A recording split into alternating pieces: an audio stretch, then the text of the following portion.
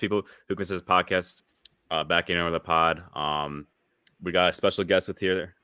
Once again, SwipaCam. Welcome back, bro. Welcome back to the pod. What's going on, y'all? Yo, how's everyone's day so far? Yeah, I hear myself, by the way. Turn that shit that was off, me bro. on accident. I pressed the stream. Turn that shit off. So how's your day so far? Relax. Are you talking to me or Swiper? Any one of you. Hey, talk to Swiper first. He's our guest, bro. Swiper, how's your day been, my guy? It's been great, working, enjoying my day, being productive with my life. You know what I mean? Trying to be an inspiration to the kids out there like YM. It's been a great day, though. Ready to talk basketball. Look at Swiper, man. What's up? So inspirational, bro. Yeah, so I know. Hey, what about that little profile icon right there? Bino, what about you? Hey, man, my day was solid, bro. Woke up, edited some pictures I had to get edited, and I've been chilling, Now I'm watching Chet hoop, you feel me? Future superstar, by the way. Future superstar. Yeah, we're gonna get Chet to Holmgren. Yeah, trust me, we're gonna get to Chet, everybody out there. But yeah, my day was good. Had to take care of some stuff, basic things. Darius, what about you? We all talked about our day. What about you? Oh, it was a chill day. I just relaxed. It was a day off of work, so just doing my own thing, and now I'm doing the pod right now. So, hey, Darius, when are we gonna play? 2K. When are we gonna play 2K? Yeah, I was about to say when are we gonna play 2K? Anytime, bro. Anytime. I have to actually download a new update because they have these weird ass updates during the summer. They're like 30 gigabytes, so I have to. Actually, deleted 2K a while ago. I haven't played it in like a couple months. Oh wow. It's just I don't know. It just wasn't really that man. fun. To me, that game. They got Jordan on the cover of the next one, bro. Hey, that cover actually looks nice. Every Devin Booker 2K has been good, bro. I'm just saying. Well, they have Devin Booker on the normal. Yeah, it's version? Devin Booker for standard. Then there's a Michael Jordan edition, and the Lowest, Jordan edition. Is that gonna be the lowest selling game of all time with Devin Booker on the front? Nah, it's okay. Everyone getting the Jordan. Everyone getting the Jordan edition, bro. Yeah, I was about to say everybody's just gonna get the Jordan edition, bro. Let's keep it real. And I don't know if I'm gonna buy even, 2K, to be honest. Yeah, I don't know about that either. But the thing is, people don't even play like digital games anymore, or not digital. The disc. Yeah, they don't play disc games anymore. You just download it online. There's no point of having a bunch of CDs like back in the day where you got the shelf of all the games and your, on your counter. But that stuff is dead. Yeah. Swiper, you play games? I do. Yeah, I've been playing games for a long time. I got Call of Duty, 2K, Madden. I was ranked in the top 1.5% in Madden at my peak. So that was my game. But I'm playing college football. I know. No, I need to remember what that's like, Buster. But yeah, playing college football. Nah, I know what NCAA football was. Come on now, don't play me. The RG3 version? Come on, with the cover? Come on. That shit was hot back in the day. They're bringing it back next year, aren't they? They're supposed to be, paying people now. Yeah, I remember when the lawsuit went down with EA. I got a check in the mail in 2015 for appearing on a game and then not getting in compensation for it. They sent all the former athletes checks. Oh, so you like what's his name? Chris Move with it. Yeah, there you go. All right, man. Let's talk some hoops. Darius, get us away. The first topic. Let's pull it up. So, Kevin Durant and Kyrie Irving, man. Now it's been around about a week since Katie requested a trade, and everyone has been trying to do an ideal trade scenario for Kevin Durant, and none of them seem to be none of them seem to make sense for both sides.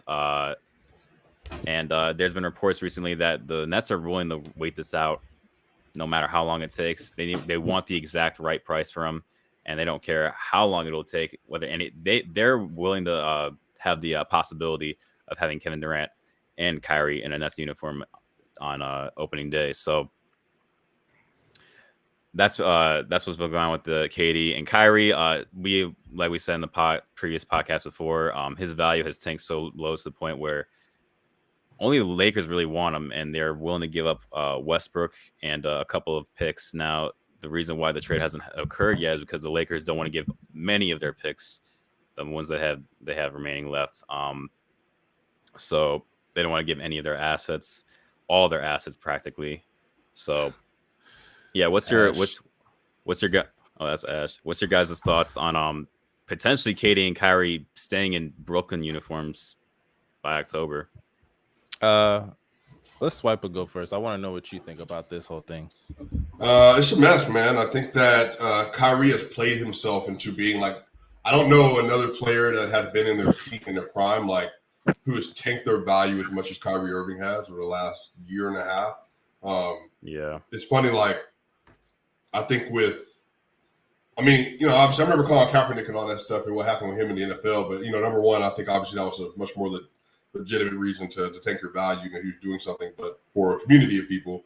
And then also he wasn't like a top 10 quarterback at the time, or really top 20 maybe even. But I think the thing with Kyrie is like he has tanked his value to the point where he had one suitor, and the team that he's on with nothing to do with him, even at $36 million for the season. I honestly don't know what's going to happen, man. I think KD is going to get up out of there. I don't know if they're going to be able to find a package they really want. It looks like Toronto doesn't want to put Scotty Barnes in the deal, which, for long-term perspective, I get. For short-term, I would probably do it. I mean, they would have a lineup potentially of Fred VanVleet, OG Anunoby, Pascal Siakam, Kevin Durant, and like either Precious or Chris Boucher to run back and forth for the next 2 seasons. I think they would absolutely make the finals with that roster. They don't want to give us Scotty. They don't want to give us Scotty. I think DeAndre Ayton can mess up the whole trade if he just agrees to a max deal from like the Indiana Pacers or whatever else it is, and they have to try to do a sign-in trade with him. I don't see him going to Phoenix right now. I don't know what's going to happen, bro. I honestly have no idea. Yeah, I agree for the most part. Now I can't lie though. If I'm Toronto, I don't know. It depends on what the Nets are asking for. If it's Scotty and a couple other players and picks, it just depends on those players. Like I proposed the trade, and it was Scotty, OG Anunoby, Chris Boucher, picks, and I think Gary Trent Jr. as well. But that is a haul. But the thing is, I don't think the Raptors and a lot of these fans as well are looking at it from the Nets perspective. When you're trading a superstar, especially considering that the Nets, granted, they're a big market, but they're not like a team that players just look at in free agency and they're automatic, oh, let me go there. Like, they just came off of one of the worst stretches of basketball in history. Like, they gave up all their picks to the Celtics, and now they gave up all their picks to the Rockets. So you're damn right they want a haul for Kevin Durant. Look at everything they've gone through over the last, 5 seasons. Like, the team that just made the finals, guess who, had those picks to draft Jason Tatum? The Nets did. Guess who had the picks to draft Marcus Smart? The Nets did. To draft Jaylen Brown? The Nets did. So I understand why the Nets want a big haul for Kevin Durant. And players, or not players, but fans need to understand that. You're going to have to gut your team to get a superstar. That's how it works in this league. I'll say this. I agree with the point with Mustard on how, you want the right price, and you want – it's good. Like the reports have said, that it will probably be the biggest trade in NBA history because you're getting a top 6 player in the league right now with 4 years on his deal. And it's basically, he's still in his prime. That's really we just saw Gobert got traded for 5 picks, which we'll get into later, by the way. KD's gonna be at least 7 first rounders. Now the thing I don't agree with though, I think it depends. No, I think it'll be, I think it's if you don't have at least Nah, there is no scenario where there is at least 5 firsts. At least. Maybe you're giving up multiple young players, but 5 firsts, no matter the team, no matter. I think you're tripping. I think y'all forgetting. No, I disagree. I think, bro, I think the this thing is people, Kevin Durant, man. Yeah. No, I get that, but when people reference that Gobert trade, for one, the players that were drafted or traded in that transaction, those were I'm not trying to be mean, but those were role players. Those were not great players. Vanderbilt, great defensive player, but role player. Pat Bev, role player. Malik Beasley, role player. And then all those picks.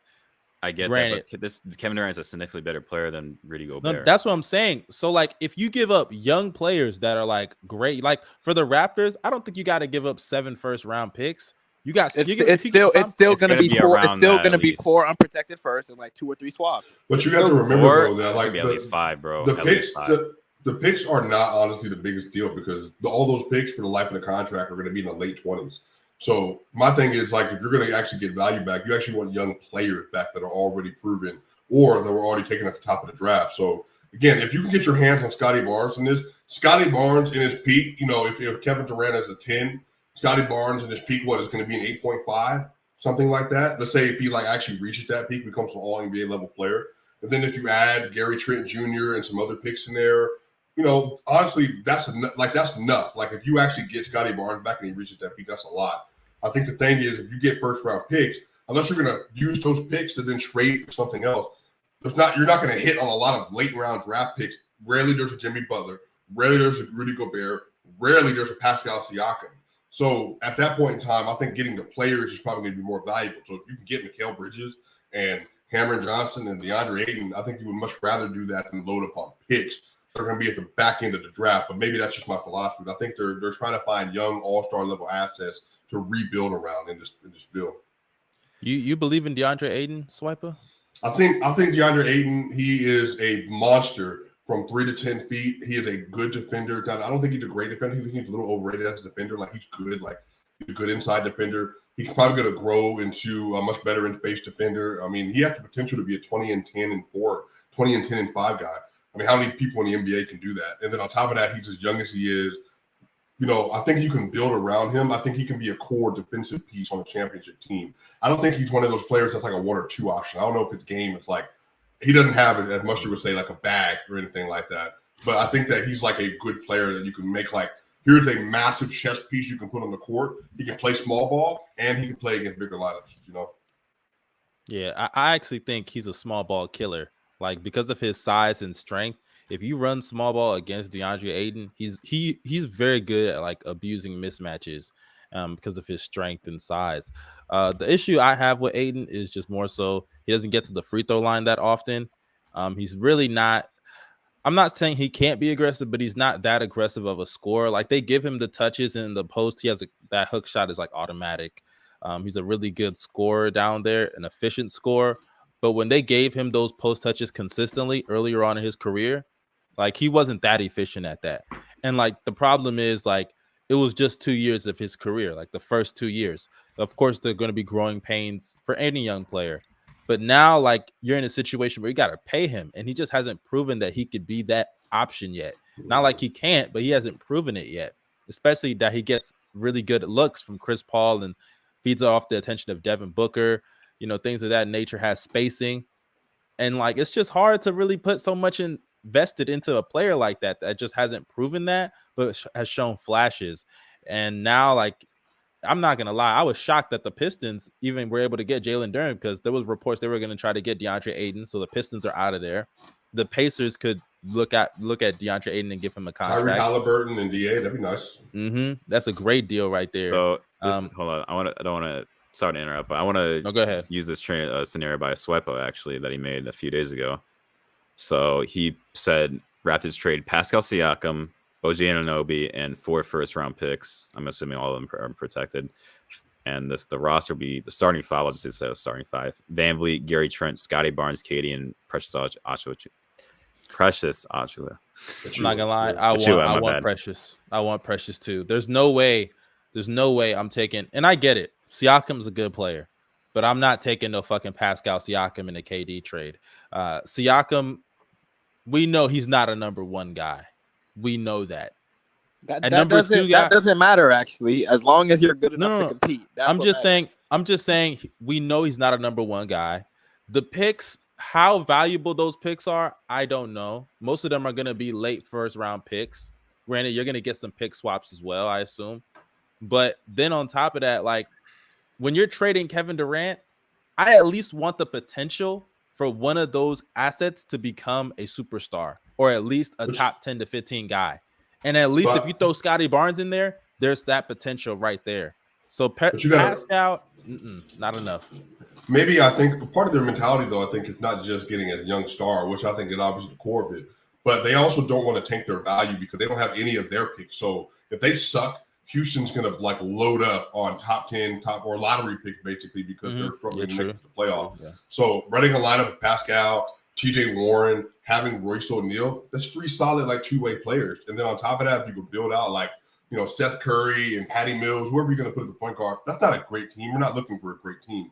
But that's a good, like, and Nick Claxton's on the team. So again, Pascal, Nick Claxton, TJ Warren, Patty Mills, Seth Curry, wherever you want to put the 2, or you want to put Joe Harris. I mean, that's still a team that can like compete for a playoff spot. They're not going to like do anything, but at least you can survive and not have to give, lottery picks up. But maybe that might be what they're thinking. I mean, I understand that. It's just I feel like with the Raptors, like I'm not gonna lie, I'm not really too sold.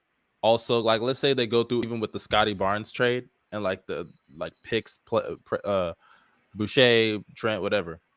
If they go through with that trade, I'm not too sold on Van Vliet, KD, and Siakam winning a championship.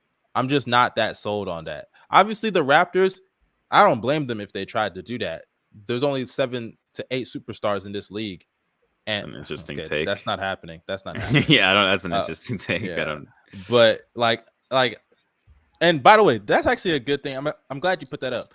That's also a big issue. Like, if Kevin Durant's getting traded, I want a young star. Like, I want a young guy, a solidified guy. Like, if he's going to the Suns, I would want D Book, but that can't happen because the whole Ben Simmons contract thing. If he's going to the Heat, I want Bam, but that can't happen because of the whole Ben Simmons thing. And then I saw Lowe's video. By the way, I saw Bino give a trade to Lowe. It was the Pelicans. What was it again? The Pelicans trade. The Pelicans, I could see that happening.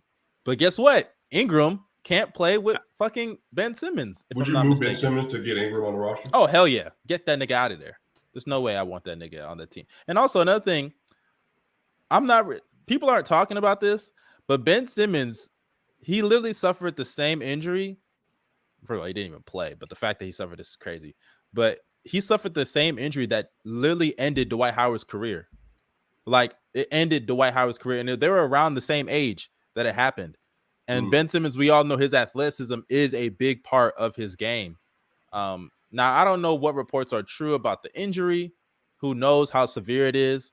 But on top of the fact that the injury, he's not a winning player with his mentality. And I would rather trade him, especially if it means I can get somebody that I know is going to actually play, and that's Brandon Ingram. So yeah, I'd move him. Brandon Ingram, Herb Jones, Jackson Hayes, 4 first-round pick. They would have to. You're good. Well, if you're getting KD and Ben Simmons, you got to do it. Oh, KD and Ben Simmons in the trade? Yeah, because Ben's going somewhere else is what I'm saying. Oh, yeah, okay. Ben, I'll move him somewhere else. Yeah, if it's just KD, Ingram, Hayes, Devontae, who am I missing? Yeah, Ingram, Hayes, Devontae, 5 first-round picks, and I could throw in a Lakers pick, maybe 2 Lakers picks. That's a little more valuable than the Pelicans pick that you're gonna get. So hey, 2 Lakers picks. So you're saying trade Ben to the Lakers? Oh no! The Lakers picks that the Pelicans have. Remember they got Lakers picks from the AD trade. So where would Ben go? Ben, I mean, they'd have to find somebody. They probably have to trade Ben first if that's the case. Then I think they would have to. But there's some other teams. Hey, the Bulls. I'm saying it right now, bro. Hey, the way I look at it, for KD, the Bulls, KD could go to the Bulls, bro. Watch the out. The way I look at it, Kevin Durant's value is so high, which it should be. It's Kevin Durant, but to the point where is it worth gutting my entire roster? For the way I see it, if you have a superstar with him, then I say do it. But a lot of those teams, there's not many superstars at least in my opinion. The definition of a superstar is I think, to your point, bro, is Kevin Durant more valuable than both Jamal Murray and Michael Porter Jr.? Yeah, I mean combined, yeah, I think so. I think the only problem is just, let's be honest. If Kevin Durant was not injury prone, he would have already been traded. That's another point as well. Is it really worth trading your entire roster for a 34-year-old on a 4-year deal that's probably going to be regressing and is injury prone? Let me ask you this: do you think that speaks to Kevin Durant as a player, or that speaks to the market of the NBA? Are you trying to say KD's value? Are you asking me if KD's value is overrated or what? Not necessarily overrated, but how much it takes to get a superstar? For example, Rudy Gobert is not a superstar, but Gobert just went for 5 first-round picks and 4 players. Yeah. So do you think it speaks to just what the market is for stars and superstars in the NBA, or is KD's value maybe it's just not as high? Because let's be honest. Let's say LeBron James requested a trade in his prime, he would 09 or at his peak, right? Oh, he would have been traded. Years, yeah. Somebody, I don't. Even if you have to gut your team, teams are going to do it no matter what. Yeah, I think the most picks you can give up is 7. But that's the thing, though. Is it sensible though? Yeah. Is it sensible to do it? Nigga, yeah, it's LeBron James. I would have probably given up the max value for LeBron from 2009 through maybe 2018, if not probably 2018. That's probably how much I would have given for LeBron for 10 years. Once that groin injury happened, that's when his value started to look. It's still at a high level, but it's like okay, it's a little. I mean, we know LeBron's not loyal. We've seen it many times, and then considering the fact that LeBron's loyal, chill out. LeBron's loyal, chill out. Considering the fact that you have to trade a lot of your assets, and then it's gonna be another Cleveland situation. It seems that's just how I see it. But the thing is, when you get players like that, though, you're playing for a window. You're not playing for long term. Like for KD, it's a 3 to 4 year window. So if you have 3 to 4 years with Kevin Durant plus Pascal and Fred VanVleet, whatever other moves you could make, then you're actually building. Yeah, I get it's a short term thing, but like right. you want to look at both things. That's how I see it as a franchise. Like you want to make sure that, like for example, the Lakers, right? They're long term. If they don't get Kyrie, looks like LeBron might leave next year, and they have no assets practically. You don't want a situation like that. In the short term, that's the risk of winning a championship. I get the risk of wanting to win a championship, but no assets practically is just that's just okay. Just let me ask y'all this actually, and I remember we talked about this in a space a couple months ago. Would you give up? Do you think it's worth it to win a championship? And then because you won that title, you're essentially trash for the next 5-6 years. Yes. No picks, all of that. 100%. 100%. Okay, so if that's the case, the Raptors had Vince Carter as their best player and Kyle Lowry before Kawhi Leonard became a mercenary and won them an NBA championship. They haven't been relevant in the same way since. But to be fair, I think, I think it is worth it. But okay, if that's the case, then is it worth it to take that risk? It should be the same answer. It should be the same answer. Yeah, because you have to. That's basketball. Okay, so if it's worth it, if it works out, shouldn't it still be a good decision? Because it's always worth it. It's always worth it. I mean, championships are not guaranteed though. So my front office actually puts together a team that the world, not even just our organization, but the world actually thinks can win a championship, and it costs our future. I'm okay with that. 100%. Okay, well, the thing is, bro, Kevin Durant walks on your team. Is he the one or two greatest player in your franchise's history? Unless you're the Lakers or Boston or something like that. I think with KD, you're getting a guaranteed top 15 player, top 12 player, whatever you want to put him, in his prime still. And again, relative to the post-Achilles injury, I mean, he shot 66% true shooting on 36-7 basically 2 seasons ago in 32 games. He was great this whole year until the playoffs. If he walks into your roster, you're having a guaranteed 35-5. You know what I mean? And on dumb efficiency, and he bends the entire court. And defensively, he's not great, but he's still a good enough defender where he's not going to be a negative. So if you have a all-time offensive engine, a plus defender, again, relative to position on the court, surrounded by one other superstar or role players, I mean, that's a lot, bro. I think you can beat almost anyone every night. I feel that. It's kind of crazy because just look at this kind of reminds me of when Blake Griffin got traded, and he went for I wouldn't say a haul, but it was a pretty steep package. I know Tobias Harris was in the trade. I think there was a couple of picks as well. I think it was KCP. No, I don't think it was KCP. No, it was the Sixers, or no, not the Sixers, the Pistons. And I remember everybody at the time was like, "Oh my god, why would you do this?" And they only did it just for one season of prime Blake Griffin. Granted, great season from Blake Griffin. I actually think his best season, arguably. But was it worth it? Hell no, it wasn't worth it because you lost things that probably could have helped y'all not win a championship, but rebuild. And granted, the Pistons, they're still sorry. But I just want to know, is relevance worth it? If you're gonna risk these are two different situations though. The Raptors are championship contenders with Kevin Durant. And if you like, if you still have Kevin Durant, Siakam, and Van Vliet, that's what I believe. If you don't have Siakam on the team, then it's not worth it in my opinion. Do y'all think they're winning the championship with KD? No. I mean, no. Now, if you're asking me that, my answer is no. But I do think that they I wouldn't be surprised if they did, is what I should say. Okay, if they're championship contenders with KD, then they should do it. Because you gotta especially people. I'll get it. Scotty Barnes, great potential. Don't get me wrong.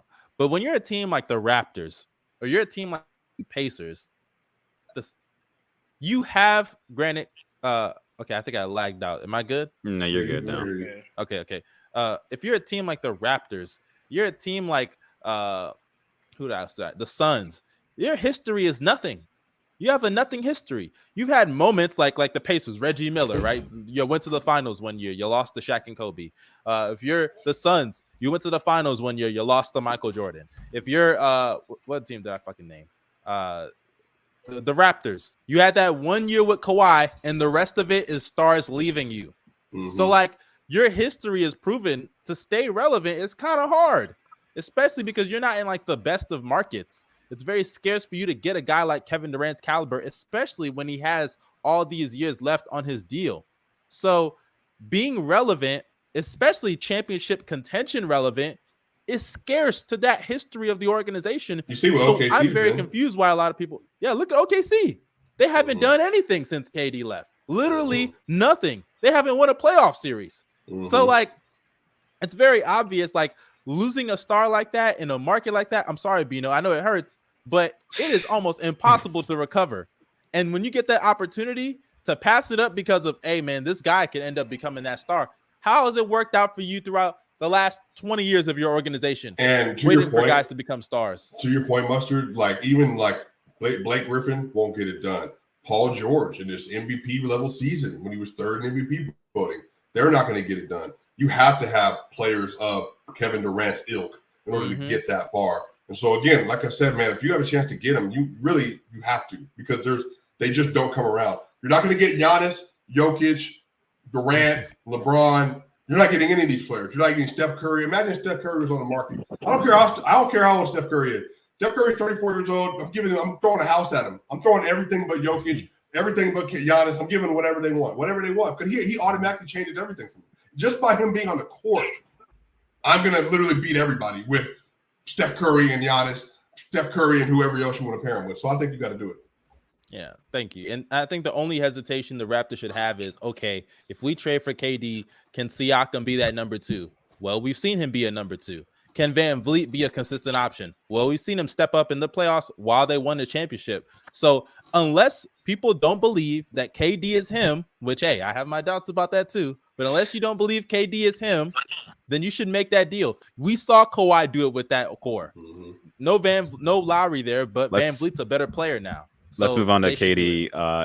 Let's move on to Kyrie actually. So I talked about earlier, so that Kyrie's value has tanked so much to the point where he's gonna be his only ideal trade is being traded for Westbrook. I want to ask, is that really sad to y'all? Hey, we gotta let the Westbrook fan go. Bino hasn't said a damn thing most of this pod, bro. He heard us talk about OKC and was like, God damn, they got on us, bro. Nah. Say y'all was carrying the combo, bro. Y'all got it. So look, the whole Kyrie thing is, first of all, it's kind of sad when you look at a player of his talent, like the fact that only one team in the league wants him, and that team is in such. First of all, it also speaks about how trash the Lakers organization is, but and it also speaks about how big markets can get away with. I was about to bring it up. The Lakers should be in a terrible situation, and they're about to be bailed out by the fact that Kyrie is one of the biggest cancers of all time. The fact that is the thing. I still somewhat disagree. I somewhat disagree with that take. The reason I somewhat disagree, I get it. They've been a bad organization over the last year and a half. But the reason I disagree with that over the last year, they've been bad. Year and a half. Where have you been? More than that. I ain't gonna lie. Yeah, okay. I'm talking about the LeBron era. Since 2012. Yeah, all right, keep going. No, I'm just talking about in the LeBron era. Like, they got new management and everything. Jeannie Buss is, owner, all that stuff. My thing is, when you look at the Lakers, the reason I say it's not just bad management, Kyrie wants to go there not just because it's LA, because LeBron. Let's be honest. He won with LeBron. It looks like LeBron's the only nigga that can. How'd they get LeBron? Because they built a core to the point that LeBron's like, okay, let me go over there because I know I can trade them niggas. LeBron James. We have never seen a superstar willingly. We have never seen a superstar willingly waste his career for 2 years. Just so that we can build. But you're missing my point. The assets that they used to get that other star is because they drafted the niggas, and LeBron saw those. Assets. Yeah. Like, I'm not gonna lie. LeBron is really smart, bro. LeBron knew exactly. Y'all are acting like he didn't know he was gonna trade them niggas. First off, let me clear this up because somebody mentioned it. Why is LeBron willingly waiting and completely fine with his team missing the playoffs and being a first round exit? Because they're still gonna move them niggas for AD. It's the clutch connection. He knew that shit. That's not why he went to the Lakers. He went to the Lakers partially because of that. LeBron wanted to become a billionaire. His business. That's why he went there. And again, as I said this on Twitter, the Lakers are nothing but a front office of baddies and beaches. It's women and it's beaches. That's all it is. It's sand and women in bikinis. It's what recruits people to LA. LeBron came there for business. If they didn't have LeBron James, that franchise would be desolate. And the fact of the matter is Kyrie Irving only wants to go there, as you said, because LeBron James exists there. And they're going to get lucked out because nobody else wants Kyrie, and the Nets know they can't have Kyrie on the roster. I completely agree, bro. The fact that the Lakers are able to get away with this, bro, after having shitty management over all these years, bro. It's disgusting. All I'm saying is I understand LeBron is good, but the Lakers winning the championship is so bad, bro. Like if they win if they get Kyrie win the championship, it's so bad for basketball. Bro.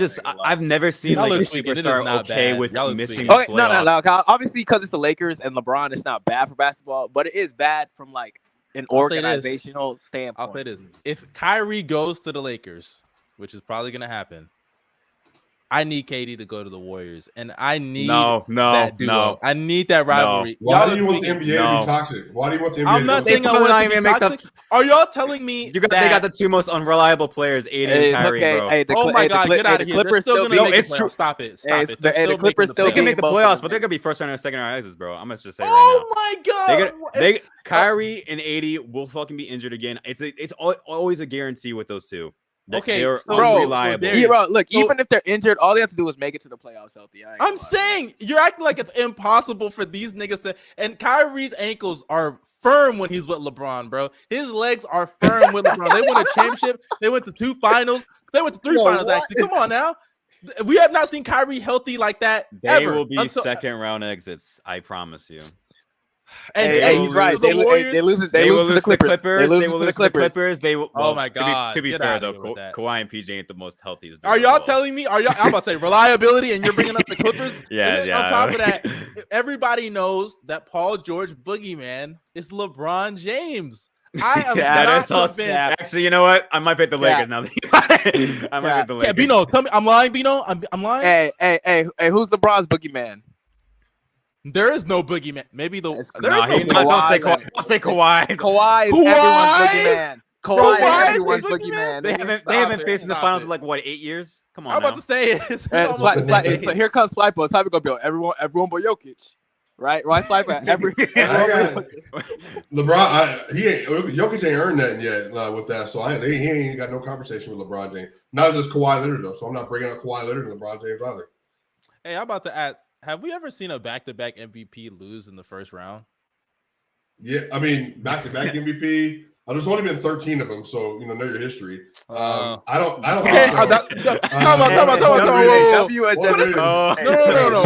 Why y'all are dicking? Y'all dicking. First of all, what does that even mean? I just said there's only been 13 of them. Meaning it happens so infrequently because only the greatest players of all time. Okay, so tell me among those great, the ones that lost in the first round. So when he had I actually think this based on the research I did, which is my mind. I think that this was the worst roster a back-to-back MVP has ever had over the course of any of those awards. Of any of those 26 seasons, again, 13 times 2, what is that, young Lester? 26? Any of those 26 seasons, by far the worst roster you've ever seen. So, Mustard, show your age. So this is what I'm trying to figure out. Always do it, bro. It's like, I'm not doing anything. I'm just explaining to you. I think that, here, tell me this. Jamal. I know his Porter, RPM, his RAM, no. his LeBron. His LeBron. So that is a stat called LeBron. So this year. So with Murray, Porter, Gordon, KCP, Bruce Brown, Bones Highland. So you're saying that you don't think that they're a championship team this year? I mean, is Jokic going to learn how to play defense for once? Oh, that's interesting. We're gonna get into that later, bro. We're gonna get into that later. No, we're gonna get to the Nuggets. We're gonna get to the Nuggets in a bit. But final thoughts on Kyrie value and the Lakers potentially just getting him. So, I mean, I think they're gonna be a Western Conference contender. I don't know if they make it to the conference finals, but they're gonna be a really good team. They're gonna be a hard out for anybody. I think it's a Sabre team, but it's just the like I said, the reliability with those two. It's just always the question. I think the only thing that stops the Lakers from winning a championship with Kyrie is health, and if KD goes to the Warriors. If they're healthy, which is a big, humongous if, or even just available, because a crisis could happen in Iraq, and Kyrie has to take. Bro, I'm not even gonna hold you. If both of those teams are healthy, I don't think it's just the Warriors win. I ain't gonna hold you. What? Wait, what did you say? If both of those teams are healthy, I don't think you could just say the Warriors win. That's my point. No, if the Warriors get KD, it's going to be Warriors or Lakers, one of those two. It's going to be Warriors. I'll take Warriors, yeah. I'll still take Warriors, but it's going to be between because, KD could get hurt. Steph could get hurt. This Kawhi disrespect is crazy. Man, nobody is worried about them Clippers, nigga. Have you not learned from your history? They're not winning nothing, man. Come on now. Let it go, Bino. The dream is dead. If KD goes to the Warriors, I might just block Twitter. I just won't go on there for a few weeks at least. So I really hope that Darius gonna have flashbacks. Yeah, I'm not gonna lie. I don't even understand. As a man, how can you even do that? Like, how can you? I don't know how Sean Marks can even think of doing that. No, not Sean Marks. First of all, Sean Marks is heartless if he does that. But KD, that's what I'm saying. Because I would assume because KD has to give them the list of teams.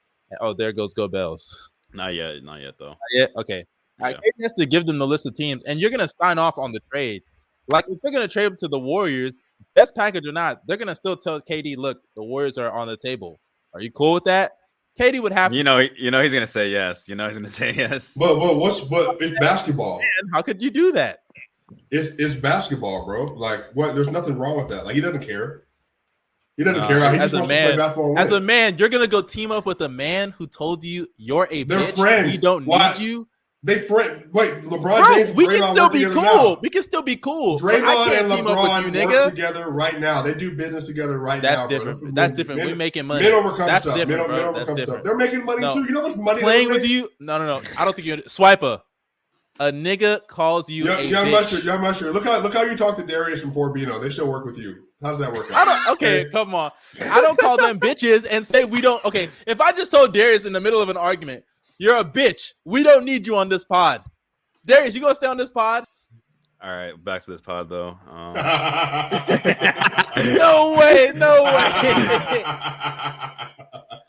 But Darius, would you stay? No, bro. I'm moving my towns. Exactly. Move it to the Let's Keep It a Buck podcast. Let's keep it a buck. So like that's what I'm saying. Chapter, like man. KD, like that's a Swiper. Would you do that? Look, bro. If people apologize and we can work together, then yes. You're men. We're adults. I'm not doing that, bro. If you and I have a man-to-man conversation and we like, bro, my bad, we messed up. Let's do it again. Yeah, bro. Hey, man, it's cool, bro. Hey, did y'all see that meme? Did y'all see that meme I put on Twitter? I don't know, Darius. I don't think you've seen Power, but like it's of like Tariq opening the letter from what's his name, Ghost. Yo, Ghost that shit was hilarious. Ghost. It was like I captioned it what Steph told KD after he demanded a trade, and it was I knew you'd end up here, little nigga. I've seen that meme so many times. Go Bells. What's poppin', nigga? Can he hear us? Yeah, are you taking a shit? No, I have to be in the bathroom or you're gonna hear that little man the whole time. I mean, you should probably get off the toilet though. It kind of looks a little weird, bro. It does look weird. Just stand up, nigga. I don't know. Sit on the counter. I'm good, bro. Y'all can. Bro, this man literally looks like he's taking a dump, bro. I'm not, bro. You said right where you belong, nigga. They're about to flame you again, bro. Yeah. So go Bells. Bro, last pod he was in a cubicle. Now he's on the toilet, bro. What's your thoughts on Kyrie having no value and potentially going to the Lakers? Well, I'll just say this, and I said this earlier today. This just shows, and Swipa tweeted this out. Shout out Swipa, but yeah, we brought out the point. I know you're about to bring this out that just the fact that big markets can just stumble their way into good. It hits me, man. It really does. Like the Lakers getting Kyrie after completely fumbling last offseason. We all said that Westbrook move was not gonna work. They fumbled completely, and they just fell into Kyrie. I mean, like how often can a franchise become dysfunctional, be straight up dysfunctional, and all of a sudden just shut up, man? Oh my god, oh my god, bro. Please get it. Please, you want me to show you the toilet? I'll show you the toilet. No, dude, don't do that, dude. What the hell? I'm not taking the shit, bro. I promise you, man. Oh my goodness. Nah, bro, you're cooked for the rest of the pod, dog. Nah, bro, they are flaming you, bro. But like, it just kills me how teams can be trash and they just fall into championships. That's the Lakers. Like, this is why I don't take the 16 championships serious. Like, I don't. The 17 actually. No, yeah, 17. Nah. Oh yeah. 16.5. If we're being honest, we should really remove those 50s championships. Nobody cares about the Minneapolis Lakers and fucking like come on, man. Really count? The segregation championships. Black players weren't in the league, bro. Come on now. George Mikan, best player in the league, bro. I'm saying George Mikan. The day that a white person becomes the best player in the league again, it's 2022. Racism has come back. It's 2022, you mean? I don't know. Jokic. And grow up. And just do it briefly. Go both the Katie trade scenarios. What do you think about that? Do you think its value is? You don't care. He's not getting traded. No way. He's not getting traded. And I think the same thing. Like I said, bro, there's no reason for Brooklyn to rush these trades. If they do, I feel like it'd be very stupid because you have all the leverage here, right? You get the best absolute pieces you can get from that deal. If you don't not feel like it's good enough, don't touch it, right? That's how I feel if I'm the Nets. And also, like I said, let Kevin Durant suffer, man. Make him suffer for ruining. All right. Let's move on, bro. Suffer. Like, let him suffer. Sit him there and waste the last 4 years of his career on that contract. Waste them all. Durant's a great player. So you cater to the Kings? Don't send him to the Kings. Just leave him on the Nets. Leave him there. So just waste money? You might as well. Bro, they're not going. Let's be real, Swipa. Are the Nets going anywhere? Ever? I mean, if they get back a haul, yeah. I mean, they're going to rebuild. They'll have a nice rebuild. So, I mean, I guess we'll have to find out. Bro, they're going to be getting, at best, some of the latest first-round picks ever. You're going to be rebuilding off of 20th picks. Hey, to be fair, Go Bells, the whole reason that they were even able to get KD and Kyrie and is because they built a core from late first round picks and undrafted players. So they've proven they can do that. Steve-O wants to fall back. DJ Steve-O, I thought the age limit in here was 35 and up. That's tough, bro. You calling him young? I want to get it. Are you calling him young? He's old. That's crazy. That black and white picture he had is not by coincidence. That's an actual picture of him when you That's a fact. That's a fact. Hey, speaking of that black and white, I know that's like a play on Wilt Chamberlain. Bro, did y'all see that clip? Bro, they flaming you, nigga. Have you seen that clip of Wilt Chamberlain in color? Yes, bro. It's not CGI. Y'all said it was fake. I was crying. He said it was CGI. That's CGI, bro. That is paid actors. Paid actors, bro. There's a reason. All I gotta say is there's a reason. Avatar, bro. There's a reason Wilt Chamberlain is not alive, bro. Because he's not real. That's why. Not because he died. It's because he's not real. They have. What about all those color footage of Wilt? What about all those other interviews? with Those like are so on sad, late bro. night host or something, bro. Unreal. Not a real human being, bro. Bro, okay, Some of his stories are so fake too, bro. I He know, fought a bro. lion. Yeah, no, He fought a agree. lion. I agree with that. Come I on, agree. bro. I agree with that. I agree with that. But Like they were like, he just grabbed the lion and just threw. Nigga, in what world can nigga do that shit, man? Come on, they would. But eat he that nigga alive. is an all-time world athlete, though, bro. He was. I know, but bro, a lion. They're treating him like Black Hercules. Like, come on, now. This dude is not. Come on. Well, think about it. When if the league was, what was the league? 80% white at that point in time, and here you got Wilt Chamberlain. Okay, yeah, true. Yeah, true. I won't lie. That is kind of. Oh, the basketball stories, I believe, but the whole. No, I don't. Could you imagine if Shaquille O'Neal was alive in the 60s? I can't lie though. The fact that this nigga allegedly had a fucking turnaround post fade is crazy. I cannot believe that shit is true, bro. He was hitting that shit like Tim Duncan. No, what, bro? Let me tell you something. This dude never scored 100 points in his career. That is one of the biggest fibs. I'm so serious, yo. They have no footage. They're just telling us, and we're supposed to believe. Lisa Leslie scored 100 points and a half in a varsity basketball game in high school. You don't believe that either? No, that one seems. Bro, that just seems so fake. Like, right, you know how hard it is to score 100 points, bro. I'm telling you, bro. Like, eventually, I would actually just not want to even be in the game. I don't understand how you enjoy that. Do you guys remember LaMelo scoring like 90 points off of cherry? That one is real because it's cherry picking, and we have footage, bro. Okay, but Wilt Chamberlain was a stat pattern. To be fair, he was a stat pattern, bro. But he wasn't, bro. He 50 and 25. The Wilt Chamberlain, bro. Like, no way he scored 100. Is Wilt Chamberlain? Is he the best big in the league right now? If he's playing? No, I don't think so, bro. Y'all are tweaking it. He could definitely be. What, Wilt Chamberlain? No. Will he? Not could he? Oh, in the league. Oh, no, right now, if he was in the league. If he was in the league right now, would he be the best big in the league? Are y'all not understanding with today's modern technology, the advancement of the game, with him being able to learn the game more with all the knowledge? Jokic? Wait. He's literally Giannis. I have a question. I have a question. Stronger Giannis. Go out so like, oh shit. So I have a question. So will Wilt Chamberlain in 2022? Will Wilt Chamberlain be more dominant on or off the court? Easily off. We don't even talk about on. You mean you talking about in the bedroom? He's not even better. He had the hose. Wilt would be athletic Jokic.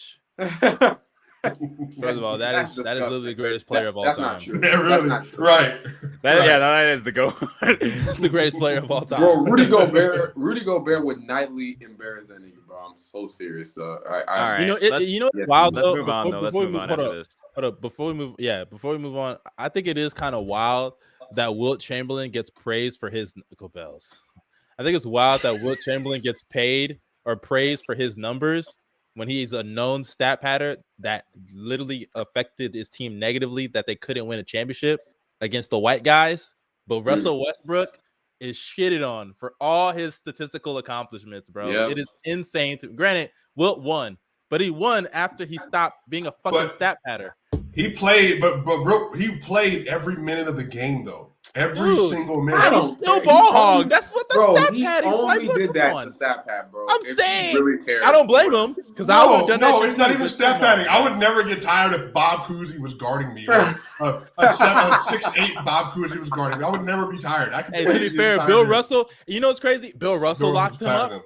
Bill Russell was locking him up. Who else? I'm missing someone. Was it Wes Unseld or another big back then locked him up? Kareem. He lost to Kareem.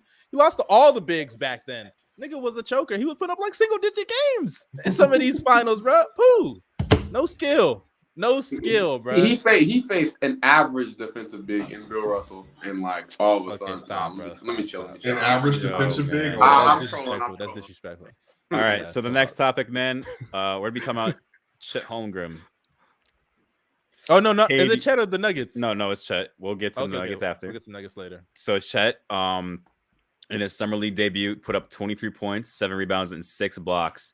He's the first player ever to put up 5 blocks and 4 3-pointers in any summer league game ever. So, what do we think about Chet so far? Is he getting overhyped? Was that a fluke game or something? What are you guys' thoughts? I want to hear the Thunder fans first, though. Bino's watching the game right now, right? Nah, game the game just over? ended, man. Yo, Josh Yeah, Giddey bro. looked like a good NBA player today, man. Shut up. He was stat padding in the fourth quarter, bro. I don't want to hear that, man. Okay. Yeah, he was stat padding his assists, but did you actually see the way he was finishing at the rim? I couldn't believe it. He was finishing through contact, like an actual NBA player, man. On 12 shots. Congratulations, Josh Giddey. What'd you say? Yeah, I'm not gonna lie. Like He was pulling some threes. He was pulling some threes. I was like, relax. Chet talk, not Thunder buddies. All right, let's go. Let's talk about Chet though. What you think about Chet, Bino?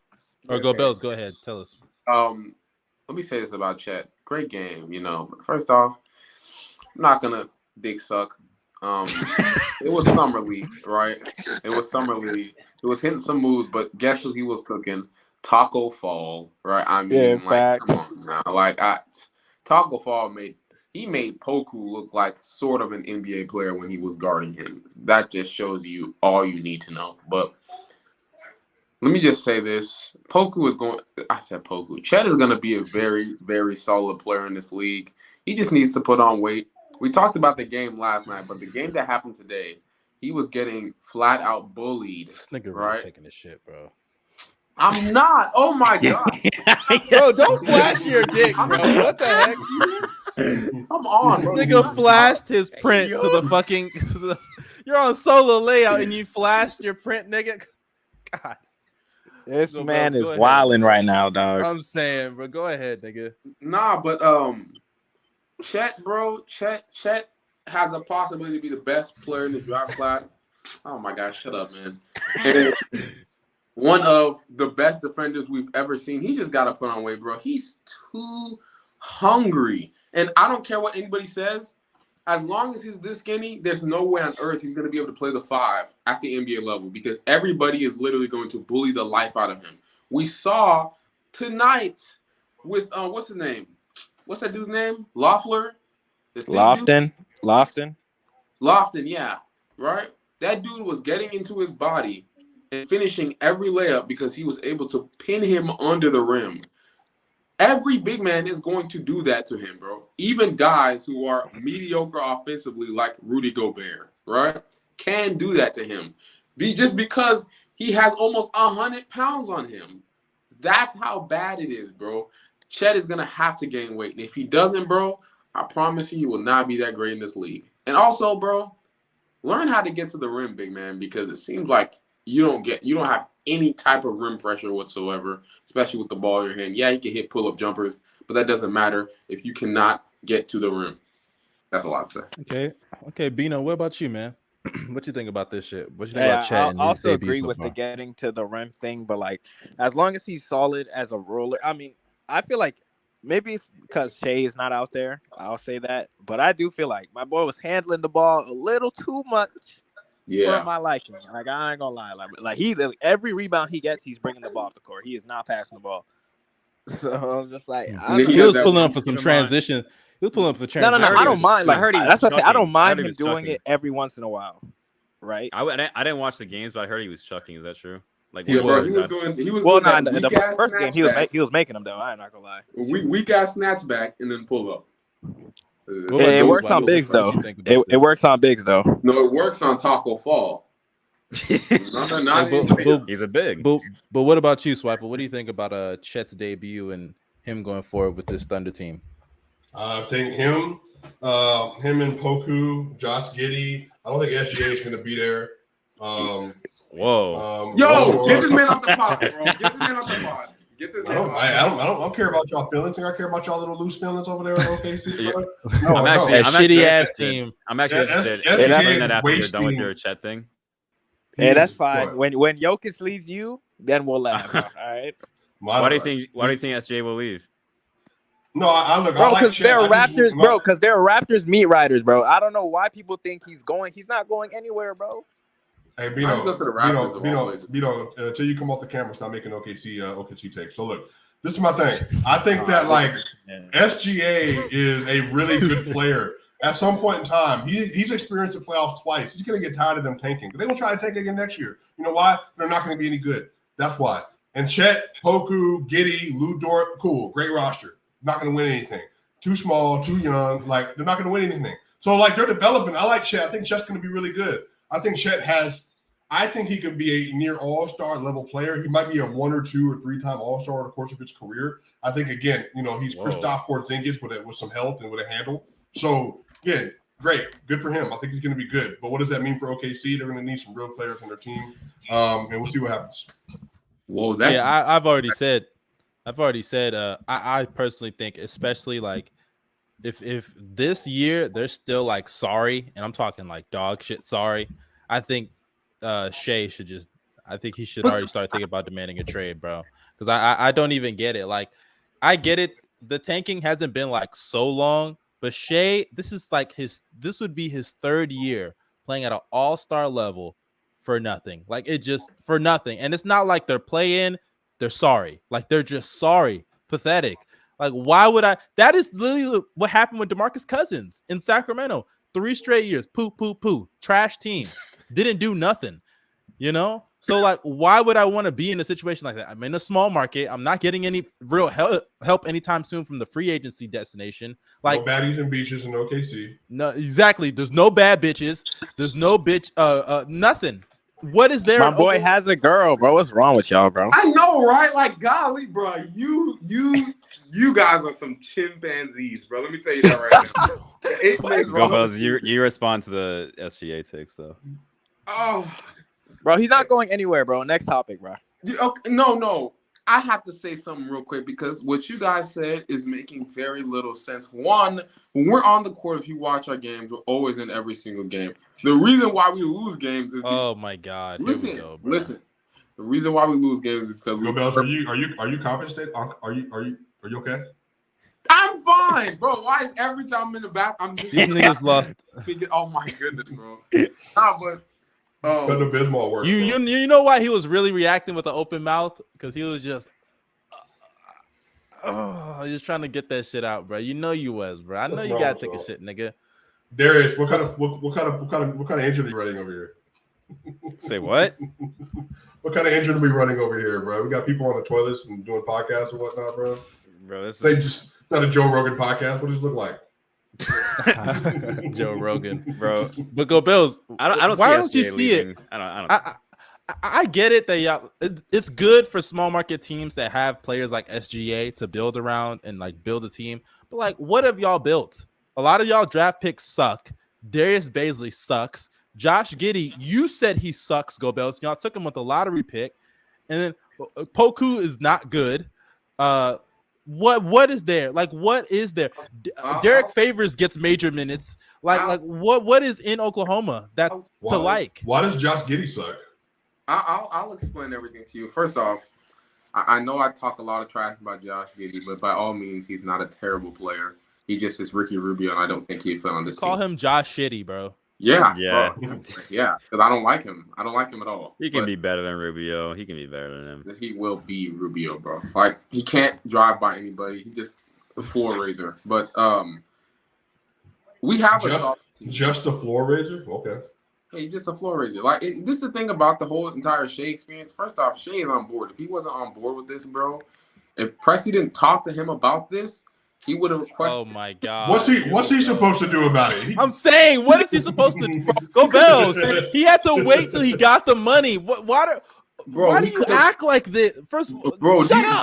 Do you see what niggas are doing now, bro? He could literally just ask out immediately. Like, come on now. That's not true. He could have, bro. Nigga, the only example of players asking out that early is like Porzingis.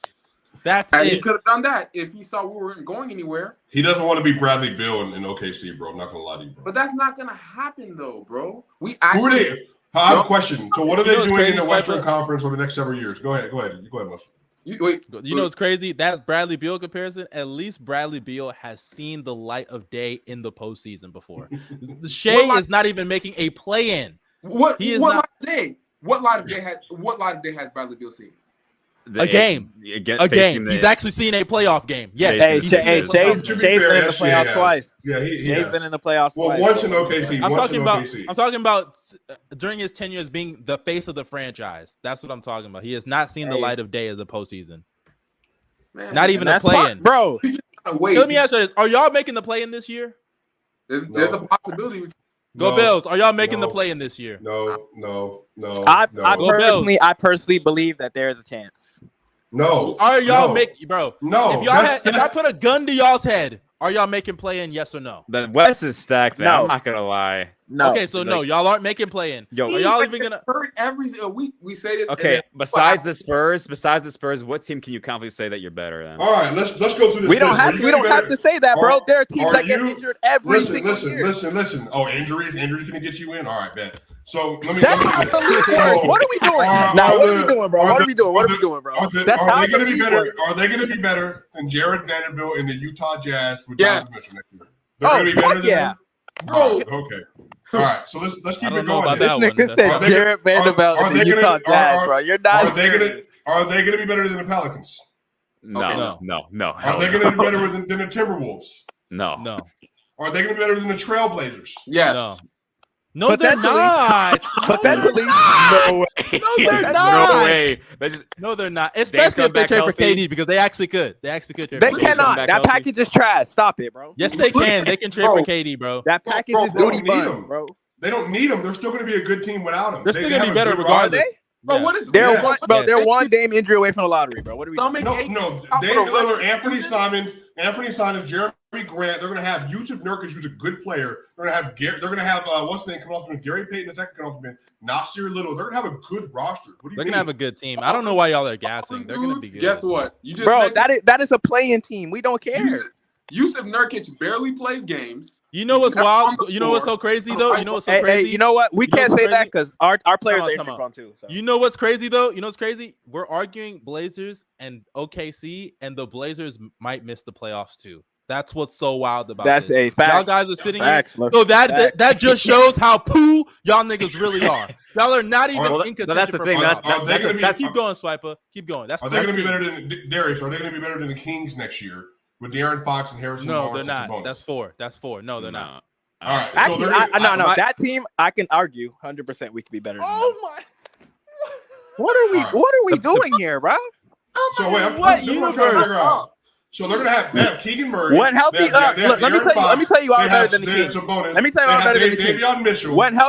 When healthy, we have a top 10 defense, so we're already better than them on that end. If we're just talking about winning basketball games, bro, I'm tired of looking on paper, blah blah. When healthy, we have a top 10 defense in the entire. Are they beating the Lakers next year? No. Yes. Is Westbrook on the team? Well, is Westbrook on the team? Drop it. These niggas, Gobel's gonna say yes to everything. Just listen, you know I'm not, but I'm talking about if we're okay. This is how the Thunder are better than the Lakers. LeBron gets a torn Achilles. 80 breaks his back. Breaks his all ligaments. Hey, if Kyrie's there, man, he's gonna be just sitting in the Westbrook's on the team. There's a chance, bro. Stop. Here, I'm being legit with you. So I'm being not unbiased like this because obviously Bino and Gobby not unbiased at all. They're gonna be better than the Rockets. They're gonna be better than the Spurs. They might be better than the Kings. That's three teams. They might not even be better than the Rockets, by the way. Okay. Now we all know seeding. We all know seeding from like 14 to 10 will be 14 to like 11, 10, 9 will be close. So what are we doing here? No, it won't. It definitely could be. No, listen. It definitely, bro. It's the team. Listen. What do you got to think about the teams at the top? You got to think about the teams at the top. The teams at the top are winning games. The teams at the bottom won't. Bino. Listen to this. So this is 1 through 10. You have the Lakers, Clippers, Pelicans, Timberwolves, Nuggets, Jazz, Mavericks, Warriors, Grizzlies, Suns. That's 10 teams. Okay, 10. And not all of them can win 50 games. Not all of them can win 40 games. Nobody's even saying. Okay, whoa. Nobody's saying anything about 50 games. Y'all aren't even gonna win 40 games. So what are we talking about, bro? And neither will all 10 of those teams. That's what I'm not gonna lie. You're actually and you're still gonna be worse than all of them. You're still gonna be worse than all of them. Can I explain something real quick? Hold on, hey. In this scenario, how many games is SGA playing, bro? If SGA plays 70 games, we're winning 30. I ain't gonna lie. Bro, can I explain 30 games? 30 plus. Wow. Okay, we're winning 30 plus. Yo. What if? Let go, Bells. Go. That's not what if. That's a fact, nigga. Let me explain something to y'all real quick, right? I'm not going to do the whole on paper stuff because we do this on paper. The Kings were a better roster than us last year. On paper, the Rockets had a better roster than us last year. And No, those two teams, guess what? They were below they us. didn't. The Rockets did not have a better roster. No, they They didn't. did not. Yes, No, they they did. didn't. Wait. They were giving Kenyon Martin Jr. serious minutes last And year. he's a good We player. were giving Darius Baisley and Poku minutes. All right, bro. You got it, bro. You got it. Yo, Poku. Hey, you got it, bro. You got it. Yo, we were playing Theo Maladon, bro. And The point is, Jay Scoop, are Jay the Scoop, Thunder they gonna make got it. progression though? Bro, next the year? Rockets were Yes, of playing. course we The will. Rockets What were seed? playing Daniel Tice. They were playing fucking Armani Brooks, Garrison Matthews, who Gobels thinks is a thug. You know, like, bro. And then for the first half of the season, Jalen Green didn't even look like he belonged in the league. And the Kevin Porter Jr. just gets up and leaves whenever he gets in an argument with his coach. So, like, stop it. They were not. They were even. They were even, bro. They were even. Did the Kings not have a better roster? You're looking at the names. You're just looking at the names of You are the young too. guys. Nigga. If I give you Bro. a bunch of stats telling us why we're better than what you guys are looking at on paper, then you niggas gonna be like, oh, now you're trash. So what the fuck is the point of this conversation? Listen to this. Okay. Let me explain to you why we're gonna be way better than what we are. Right. First off, Way better might be great. Way better. listen. way better might be You know great. what way better We're means? definitely gonna. Listen, They're making the playoffs, guys. The Thunder are making the playoffs according to Gobels, y'all. Listen to me, right? I'll explain to you here. Last year, if you saw the lines we were running on the court, those lineups were purposely loose lineups. We're running Darius Baisley, JRE lineups. Hold up.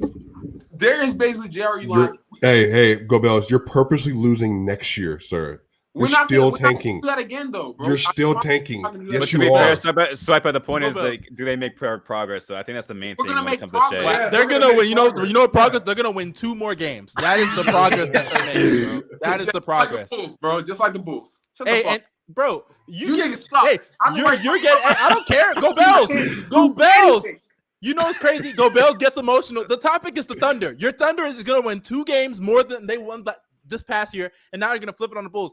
And guess what? I am self-aware. I'm not gonna sit there and say we're gonna make it the fucking conference finals. You think you're gonna be way better? You just said y'all gonna be way better. Way better to do what? Way better what? What does that mean? The Thunder won 24 What's games. the win difference? What's the win difference? 10 What's the win wins. difference? 10 wins. 10 win difference. At minimum. So are you gonna celebrate that? Hey, that's a boost. So if I'm Shea and I see a 10 win difference, what am I supposed to do? I think that matters. Progress. I think that matters, actually. Yeah, I think that matters. That's First of all, progress. how many games did Shea miss this past year? I think he played like 55 or some shit like that. Okay, so a 10 win difference, considering that I just added the 2nd overall pick, that should be fucking expected. I'm not going to be happy about the expected. I need to see progress. I need to see us actually competing for a playoffs eventually. And when do you think that's going to happen? When is that going to happen? Coon, bro. When is that happening? Just tell me when it's happening. Just tell. Answer the question. Tell me when. Give me the window y'all are going to make the playoffs. Okay. I promise you that after next year, after this year, 2023, we're going to compete for the playoffs. Okay, so if I'm Shea, that means how old is Shea Gilgeous right now? Someone look at Shea's 24. He's 24. 23. He's turning. He's gonna turn 24 in a week. So Okay, so he's about to turn 24 next year. That means he's not going to be 24. He's going to be 25 going into next year, right? So he's going to be competing for playoff spots when he's entering his prime. According to GoBells, okay, yeah. So he's going to be competing for a playoff spot entering his prime. You're guaranteeing that. Yes. So if that doesn't happen that year, he should want out, right? No. Okay, then you're. Oh no, I would think you can say that. No. How can you say that? If we're being reasonable, if after this year our goal is to make the playoffs and we have all these fucking assets, we should be making moves to make the playoffs. This is what's going to happen. Hold on. First off, let me pack up Bambino over here, the great Bambino. This is the issue. You don't do that when you get assets like that. You don't tank and then immediately trade them in order to get like a superstar level player. And again, you just I'm not talking about trading the players on our team, bro. We have way too many future picks than roster spots, bro. Like literally, like what are we doing, bro? We're already having roster spots problems now. We have more players. We're spending more time talking about the playoff for OKC than Sam Presti is right now. Bro, you know what, bro? Next topic, bro. I love how this topic was supposed to talk. We were supposed to be talking about Chet, and it just turned into an SJ shit. These niggas get so emotional. These niggas get so emotional about this shit. And it's so crazy to me. Our ceiling is even higher. Just saying. It's so crazy to me how Gobels can sit there. If it's I promise you, bro. If it's any other team that we're talking about, that's not one of his 3 teams, he would say that player should demand a trade soon. He would say that. You would say that. Okay. Give me an example. Give me an example of when I've ever done it for a player. I don't remember. Bro, we would have to go through examples. I don't even think we had a pod like a couple years ago when Boogie was in a situation with Sacramento. I'll give you one myself, right? One time, Karl Anthony Towns, when he was, how old is he right now? Like what? I don't even know. He got drafted at 17, so I think he's 26. He's 26 and a half. Damn, 26 and a half. Yeah. I said that at first, right? And then, I said, I take it back. You know what I mean? This is my main issue. That's a horrible comparison, though. Listen. This is my main issue with all the NBA medias and, get out. A lot of people shit on guys like Kevin Durant because KD left the situation and wanted to go to win a What does that mean, Let me finish. bro? Let me finish. Horrible comparison. He wanted, not even just KD. They shit on a lot of people for asking out loyalty this, loyalty that. Where's your loyalty? Where's your loyalty? Right? But now I start to realize this is why I don't get on guys like Sammy and Lillard anymore or Bradley Beal. And I start to realize, man, I'm going to start appreciating loyalty because not a lot of people stay with their teams, right? I don't like when people push this narrative that, Shea must even go loyal to a corporation. I don't understand this. I've never understood this. Why should SGA be loyal to an organization that literally in his youth is wasting years trying to accumulate assets, telling him that we are trying to win in the future when he only has a short window to play basketball? Why should he be loyal to that? All right, and we're gonna make sure he can win during that window. And what y'all are talking about, like, y'all aren't even factoring that this guy could literally tear his Achilles tomorrow and that his career is over. Y'all not factoring in any of that. We gave him a max contract, nigga. What the fuck? Okay, that's fine. I don't get what that means because you still have to play basketball. That's actually his passion in life. Case, then every NBA that can happen whether we're competing or not. That actually has to have been the worst take you ever said, nigga. No, bro. No. I have to break down after injuries. Yes, he could get hurt. Yeah, bro. Matter of fact, bro, fine, bro. He can get injured if we were trying to compete. Wendell Carter requested trade. Wendell Carter requested trade right now. Bro, they are not playing. Should Cade request a trade? Should Cade request a trade? You guys. No. Let me. I'm gonna clear this up. I'm gonna clear this up because that's a horrible fucking response. I'm gonna clear this up. For one, I never said Shake should request a trade right now. I said if after this year, y'all are not in position to contend for playoffs, y'all are not gonna. Bro, hold on, let me finish. This is 2 straight years of him being at all-star level. It's about to be 3. Going into the year after that, to be 4 straight years of all-star caliber play, and you're not even in playoff contention, and you're about to, and you're in your prime.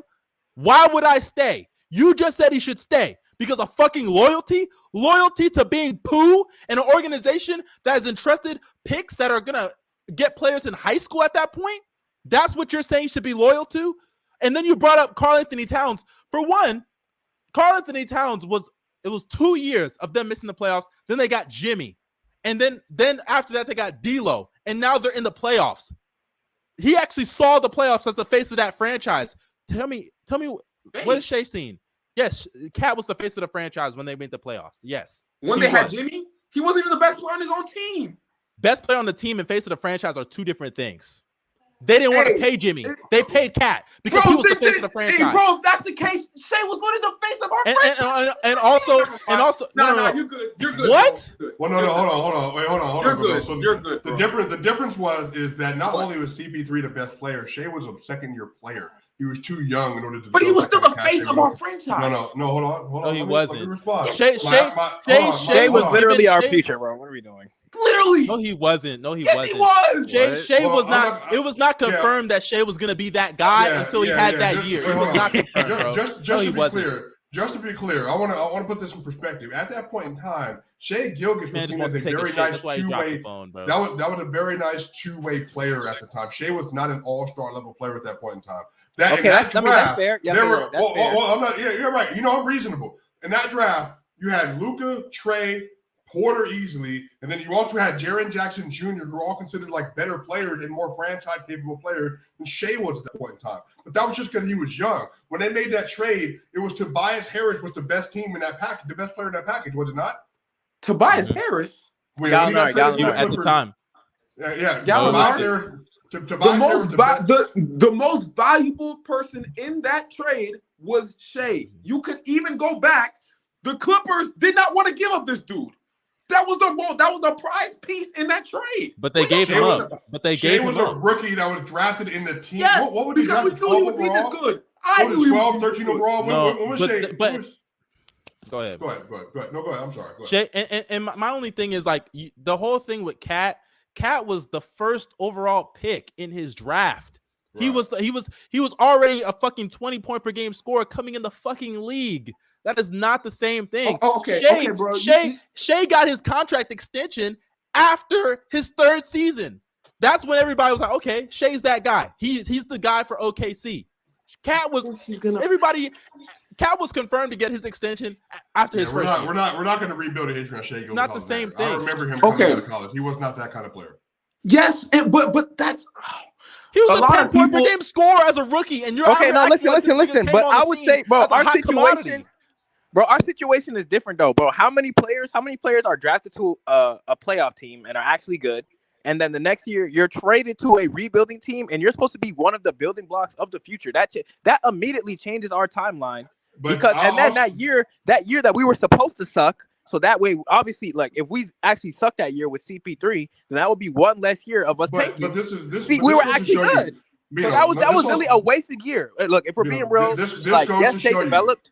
But that was a wasted year. But look, listen, this goes to show you when all this was happening, when Shai was coming up, you know how I know that what we're talking about is correct, and he was a role player? Because nobody even talked about him when Michael Porter Jr. got drafted at 14. No one brought him up. Nobody brought him up at all. It's because people aren't like me and Sam Presti. That's why. Yes. Let's move on, bro.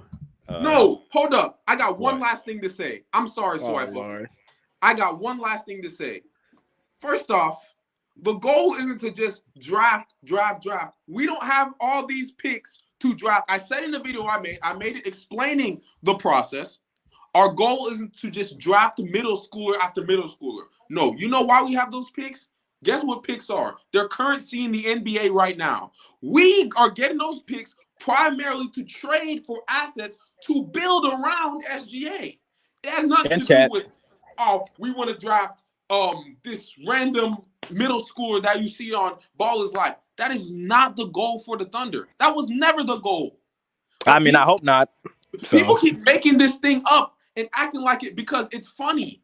Like it kills me, bro. It really does. I have a question. My thing is, haven't y'all already used some of those picks to draft players anyway, though? We have, but a lot of them we just traded 3 first-round picks. Yeah, I think they have like 14 or 12 first-round picks left. And what did y'all get with those first-round picks, GOBBY? We got my nigga J-Dub, who's a stud. My nigga J-Dub, who's a stud. Repeat that. I didn't hear you. My thing cut out. What'd you say? J-Dub, Ousmane Dieng, and so more players. More players, yes. So but picks. I'm talking about you traded picks for picks. I am talking about the ones later down the line. No. But if you're already using the picks that you've gotten in the past, like in a lot of these blockbuster trades, we're gonna use you're using it to get players. Yeah, of course we're gonna use some of them to get. Yes, I'm talking about the ones. Okay, what if y'all? I would say the market right now isn't like there's no market for us to be like there's a guy we should go after. Like going after Donovan Mitchell would make no sense for us. My thing is in order for y'all to even get those guys, you got to trade Chet, because all these other fucking players that y'all have drafted that y'all could even package to get some superstar, they haven't been good. Like Darius Baisley stinks. Yeah, but no one cares about those niggas. No one cares about him, bro. We have that's my young point. niggas, y'all bro. niggas aren't Darius even drafting Baisley well. Was y'all the aren't even 20-something pick. Poku was the 17th. No, we don't care about those niggas, bro. But that's my thing. What other players are y'all packaging? So I'm assuming that these new young guys are gonna be the guys. Yeah, that's why I said these new young guys like Trey Mann, Usman, Josh Giddey, they're gonna have to be the guys that step up and become real like prominent young players, correct? Yes. Okay. We'll see. And if that doesn't happen, Shea should leave, right? No. Hey, Mustard, your timetable, I like if he was to request a trade at that point, I personally would not be that upset with the timetable that you just gave. Because if our goal is to make the playoff, well, that's only if our front office doesn't make the moves. Like if our front office makes the moves and Shea underperforms or some shit, or like we have a whole bunch of injuries. That's not what we're talking about. And that's why I didn't like the Cat comparison also, because Cat also himself needed to reflect on his own play. Cat's own play was a big reason why they were underperforming before they even got Jimmy and after they got Jimmy, because the defense sucked and the nigga was soft. And Wiggins too. I love Shea, but you could say the same thing before that last. Oh hell no, hell no. Yes, no. We got to move on. That team stinks. That team stinks. But go ahead. All right. The next topic, mainly for Swipa, since he's our guest here today. What is the expectations for the Denver Nuggets next year?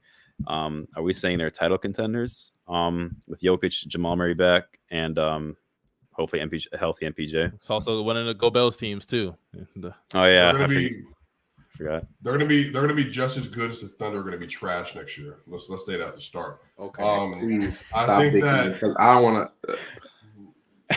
Oh my gosh, bro! Is he wrong? He's wrong. Okay. Because if that's the case, then I guess the Nuggets are a playing team, and I don't believe that.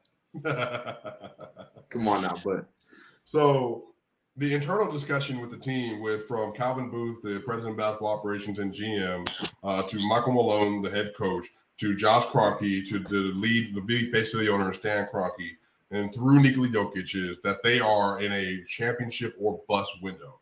So the internal expectations are championship. So my opinion doesn't matter. I think that I know what they're saying, and I know they're expecting that we are in a championship or bust window. Again, when Michael Porter Jr., Jamal Murray, Aaron Gordon, and Will Barton were on the court with Nikola Jokic, they were the number one team in basketball. They had the highest net rating of like 38 or whatever in basketball. They had an elite offense. They had an elite defense as well. So when you put all that together, and then you put KCP and Bruce Brown and Bones Highland in that roster, they're loaded. Like, they're absolutely loaded. And that starting five, the Warriors, the Boston Celtics, and maybe like if the Phoenix Suns stay intact, those might be the four best starting fives units in the NBA next year. I don't think Phoenix Suns are staying together because DeAndre Ayton's not going to be there.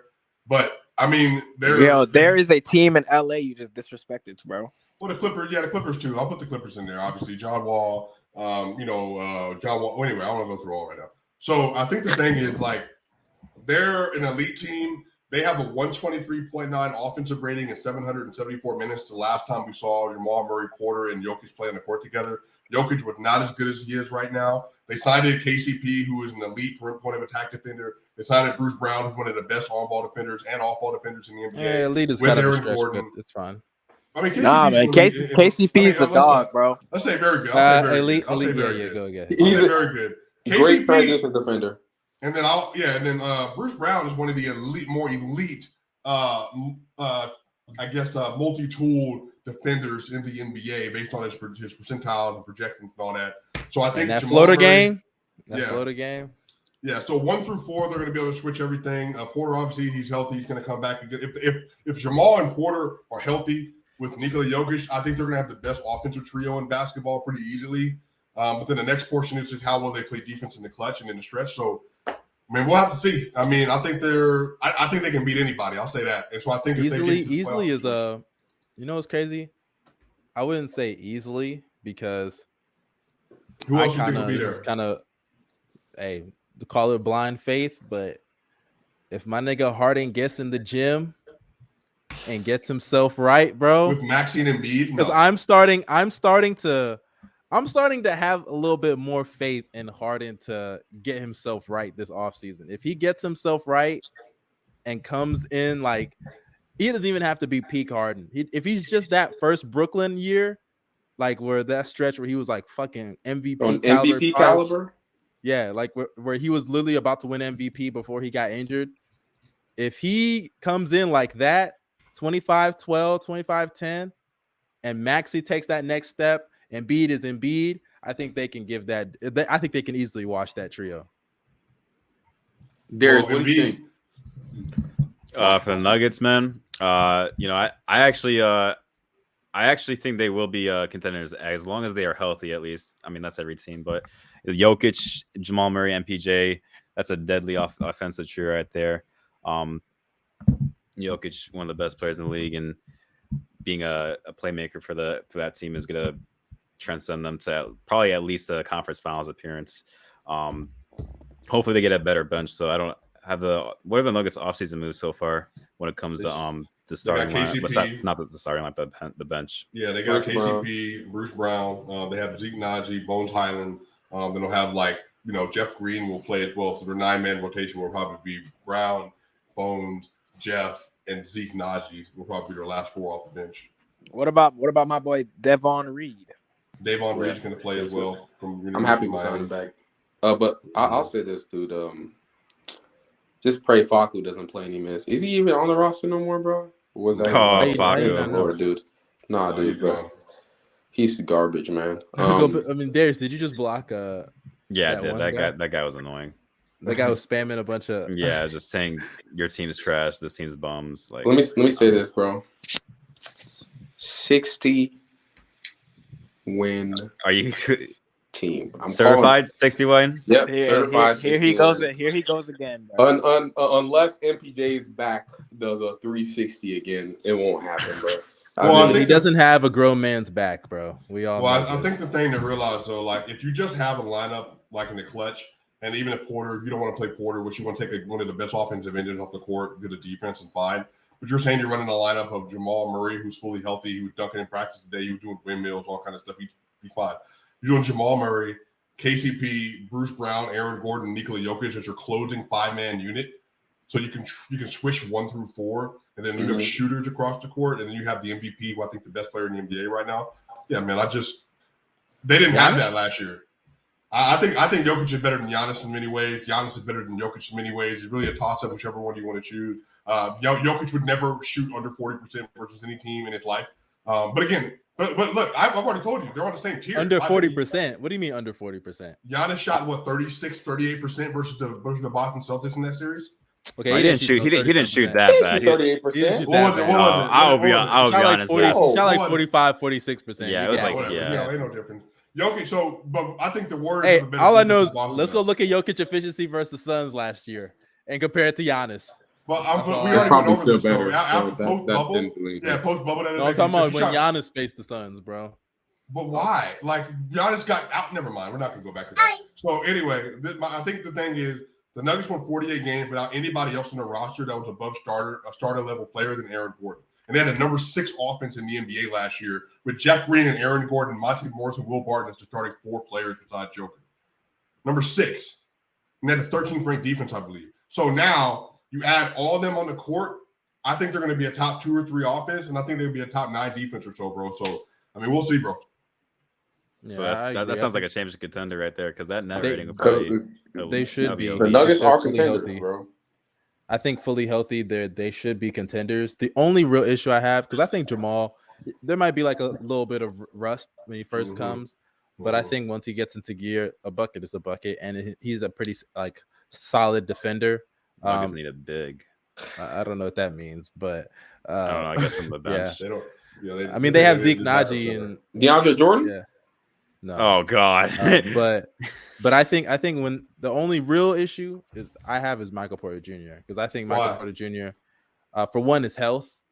That's a big problem for me, and also even Jamal Murray coming off that ACL. I hope that's not going to be something that starts like a wave of injuries. Injuries that keep guys out like that. That's not how it can start like a wave of injuries. ACL. Zach Bean can find. Hey, Levine is a freak of nature as an athlete, though. And Levine has no knees. So Jamal's not. And Levine, and Levine has not been fine. Levine has actually been kind of dinged up over the last couple of years. But Levine was dinged up when he was with Minnesota too. He tore his ACL. Okay, but his ACL that started a wave of knee injuries. Jamal always got nicked. We all remember that Jamal would always get nicked. So he's always going to be one of those players that just gets nicked. That's just the way he plays. There's a difference between getting some nicks and having swelling in your All knee right, where you gotta have surgery. As somebody who never played beyond middle school athletics, let me advise you God. that ball don't stop. Get off your knees, bro. Stop it, bro. Regardless. So what do you think? Do you think the Nuggets are pushing for 58 wins next year if they're all healthy? They won 48 this year. I don't know because do you think they should load manage? I was going to ask y'all that because do you think they should load manage some of these? So. If they load manage, I don't think 58 wins. I think 50, 52, 53 wins. That's fine. Okay, but I think though the thing with load managing is like, do you think Bones Highland's going to step up this year? Like he's going to be even better? Hey, me personally, I like Bones. And even if he doesn't take a huge step, like 12, 14 points off the bench is solid to me. I ain't gonna lie. I think Bones can be really good. Nice floor spacer. Can grow into being a decent defender. Bucket. I can see that player. I can see he's the best shooter. He's the best shooter of the rookie class, and on top of that, he's probably the best on-ball creator outside of maybe Jalen Green. Trey, man, you're right. That 3-point that barrage where he had against the Warriors this past playoff, that was insane. Like he has crazy confidence. And I think he obviously every player fits well with Jokic offensively if you can just score open shots, and he can do more than that. He can create as well for himself a little bit. So I think they're gonna be a good team. The only issues I have is MPJ's health and his defense. I don't even think his on-ball creation has to get better, but the thing is, I don't even think he has to really like grow into like this amazing on-ball creator. I think it's just because he got this contract, which by the way has incentives. People are forgetting about that. But he got this contract, and a lot of people are like, okay, he has to be some all-NBA caliber guy. I don't think he has to be that. If he's just what he was at the end of the year, what was it 2 years ago? So like, all-NBA caliber guy. I mean, I say all-NBA caliber, like the legit, like the Jazz, the I don't think he's on that level. Well, I mean, he averaged 24-7 and 3 on 54, like 46 and 80 and 80. Yeah, like don't get me wrong, that's still great. Like that. That's great, but in this league, like all NBA caliber guys, like he would have been an all-star this year. Guy. If he was healthy, he would have been an all-star this year with those. With all the injuries. No shit, he better be an all-star. With Andrew Wiggins played off. Like, I'm about to say, Andrew Wiggins made it as a starter, right. So shit, he better make that help. Let me say this. I think the biggest plus with everybody coming back and being healthy is just the fact that Aaron Gordon gets to do less on offense. As we saw this year, last season, Aaron Gordon was just doing too much. He was forced to be a second option most of the time, especially like during rough patches of the season, especially when Will Barton was really struggling. He was forced to be a second option. And we all know, I know everybody was getting on him during the playoffs, especially those first games, but we all know for a fact Aaron Gordon is not a number 2 option. Brought him over to Denver just so he could do the other things, the little things, like set screens, become a short, what's it called? Roll. What's it called again? Short roll passer. Vertical spacer, athleticism, defender. You know what I mean? Like you brought him to do those things, not to be a shot creator on the perimeter or a post-up guy. You know what I mean? Mm-hmm. It's just yeah. So like you adding MPJ back, Jamal Murray back, he's just now allowed to do less, and he's going to be a lot more valuable on both ends of the court. So I'm just saying, watch out for him. And there's a possibility. I was pushing this last season, but he kind of fell off on the defensive end. The Nuggets weren't the greatest defensive team, but don't be surprised if he makes a push for all NBA defense. I just want to say that. Gordon? Yeah. I remember y'all were saying he was a depoy at the beginning of the season.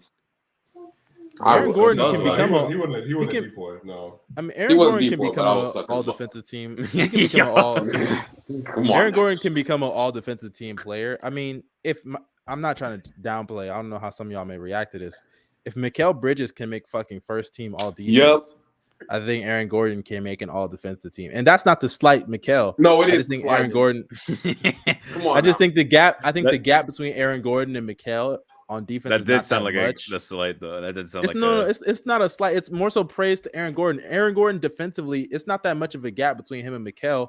I just think that Aaron Gordon had like so much of a role offensively over the last year and a half, and it's just kind of like it's drained what he could do defensively if he really locks in completely. I don't even think that's the case. I think he would just. There were times where he was guarding out of position.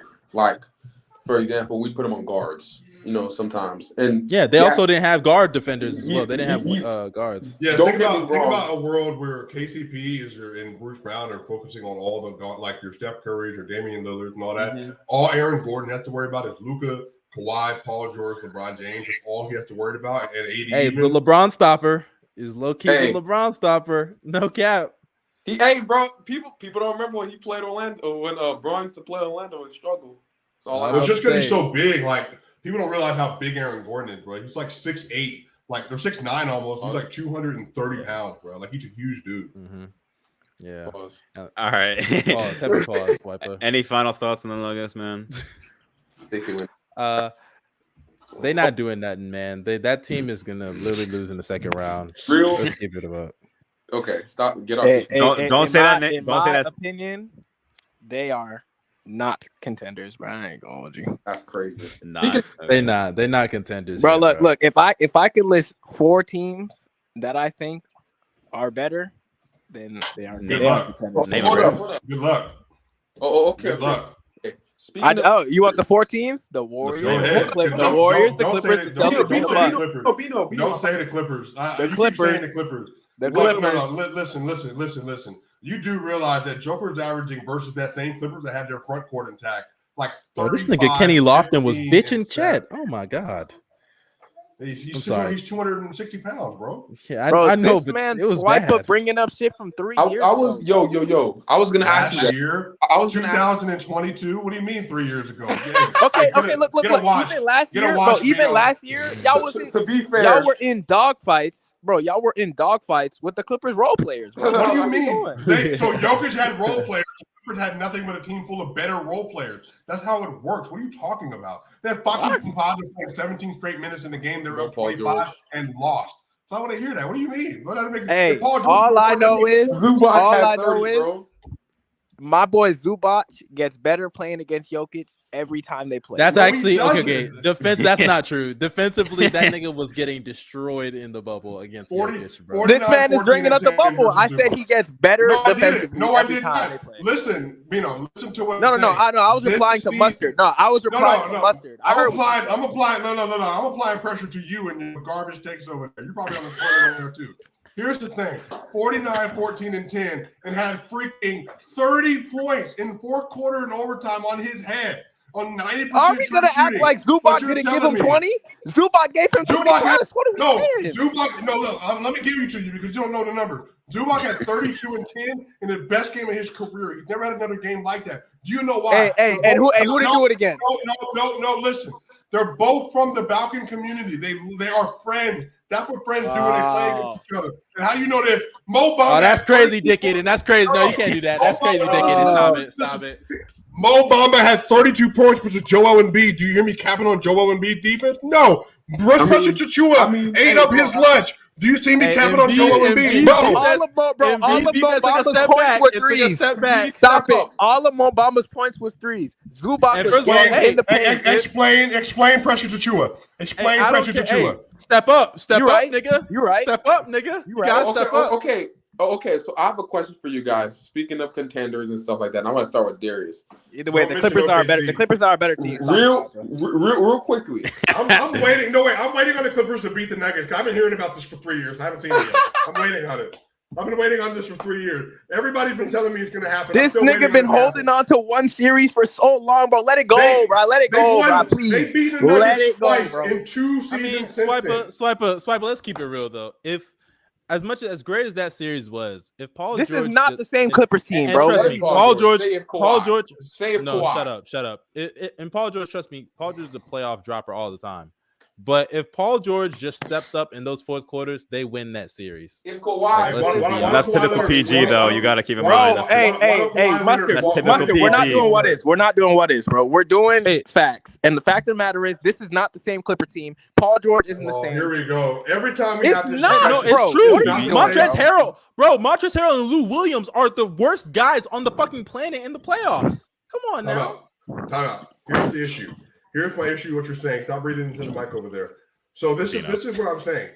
Yeah, the Clippers are a great team, 1 through 12, no problem. But guess what the problem is? The Nuggets have the best player still in that matchup, and they have no responsibility whatsoever for Jokic in the middle of the court, who's by far one of the 4 or 3 best playmakers in the NBA with an elite offensive catalyst around him and plus defenders on his team for the first time. So not only are the Clippers a better team, they're not the same team. The Nuggets aren't the same team, and Jokic isn't the same player. They didn't have an answer for him in 2021. Didn't have an answer for him in 2022. And Jokic and Kawhi is still. No, Bino. Let me take care of this. Bino. Let me tell you something, Swiper. Let me tell you something. Here we go.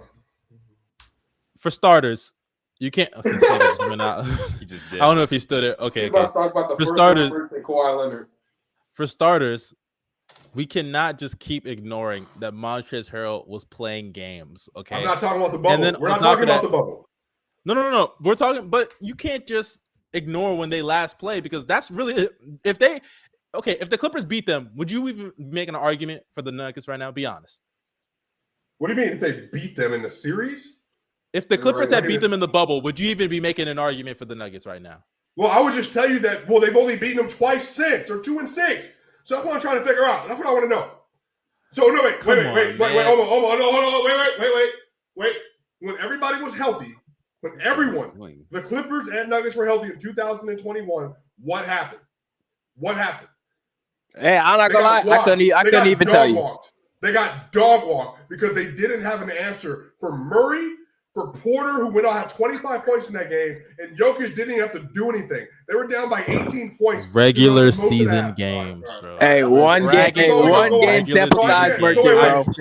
Bino, they love those regular season games in Denver. I can't go off the playoffs, and I can't go off regular season. That's all I'm hearing. I can't go off either. That's all I'm hearing. Hey, if you want to go off playoffs, go ahead, and we could talk about how Lou Williams can't rotate for shit. We could talk about how Montrezl Harrell is a horrible player in the playoffs because of his defense. Like. And we can talk about how Doc Rivers was the coach. Doc Rivers. I think that's the best argument. If you were Tyronn Lue, the best coach in the league, bro. Who is the best coach in the league? Hey, by the way, last 4 games, which is this season with Zubac and no Montrezl Harrell for the casual young mustard. This season, Jokic is averaging 32, 16, and 8 versus that fully healthy front court, and he's shooting versus that team. 55, 39, 92. And who won? 24. The Nuggets. Huh? What do you mean? I don't know why you didn't they split? I swear they split. I'm tripping. No, they won. They not split? They won. I think they won the one game in LA, and they lost 2 games, I think, in Denver. So I can't remember all the matchups. Those are the last 4 matchups. So okay. In 2021, they split. Right. Or no. Hold on. What 2021 season? I don't know how many times they played. In the 2021 season, the Nuggets won the series 2-1. In 2022, I'm pulling it up right now. I'll give you guys 2 more minutes, guys, and then we got to move on. Yeah, in 2022, this year it was 3-1, and I don't know how many of these games Paul George played, but it probably isn't that many or none at all. So, like, come on now, let's chill out on my nigga. This regular season game. Why are we gassing this? Okay, I can't go off anything else. You know what? Because the Clippers haven't been. Bro, in 3 out of the 4 games, in 3 out of the 4 games this year, it was single digit. It was decided by 2 or 3 points. No Kawhi. They have a good team. No Kawhi. Why do you keep bringing this up? I don't understand this. What do you mean? Why do I keep bringing it up? They didn't have my Kawhi. My point is the Nuggets. My point is the Nuggets as a team. The Clippers played them well, bro. That is just my point, Swiper. So for you to if you don't believe the Clippers are a threat to you, then I don't know. I think they're a top 3 seed. I've already said this. Congratulations, they're a threat to the West. Great, bro, but they don't want anything to do. They beat them. This is an issue.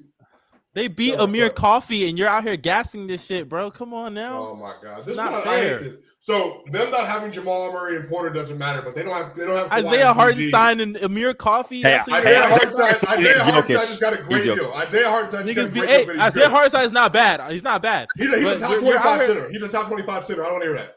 And so is Zubac. I don't want to hear that. Whoa.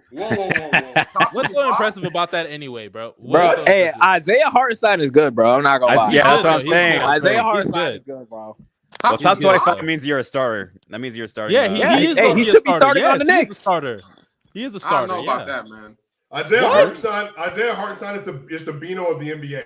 All right, he's not good enough to have as your lead option. What does that He's a good even enough mean? player to start. Yo, this nigga. What does that even mean? Okay. Hey, if I'm Isaiah Hartenstein, you're Poku, nigga. Stop playing with me, bro. No, but I have a question for y'all real quick. Before we move on. Who do you guys think the contenders are in the NBA? And I just want to ask. No, time out. Before we even get to that, nigga, you just skipped over a whole topic. We have a whole topic. No. That's the alluding to his. That's topic. alluding to it. Oh, wait, is it? I have no idea. What the topic is. Our next topic is Rudy Gobert, but I know you're trying to do. You're trying to say. Yes, we didn't get to Gobert and the the Timberwolves. No, all right, we're only gonna talk about the contenders for the West though, so I don't want to make it long. So yeah, just give me the Western Conference contender. I want to start with you, Darius. All right, I'll say out of order. I'm not doing it in order. Warriors, Suns, Nuggets. Who? Hey, bro, come on, Darius, be serious. What? That nigga said the Suns. Come on now. Come on, Darius. Fake contenders. Yeah. Dude, that's a fake team. Hey, bro, we all know Ayton is gone. They are no longer contenders. No, it's not even that, bro. Oh yeah, when I forgot. CP3 is on your team.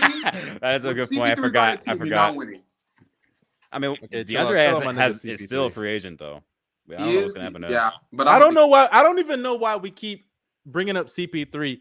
Come on, he's a all loser. know who the real sham is. The sham is Devin Booker. No, stop it's giving this nigga a pass. It's Devin Booker. All right, hey, you got it.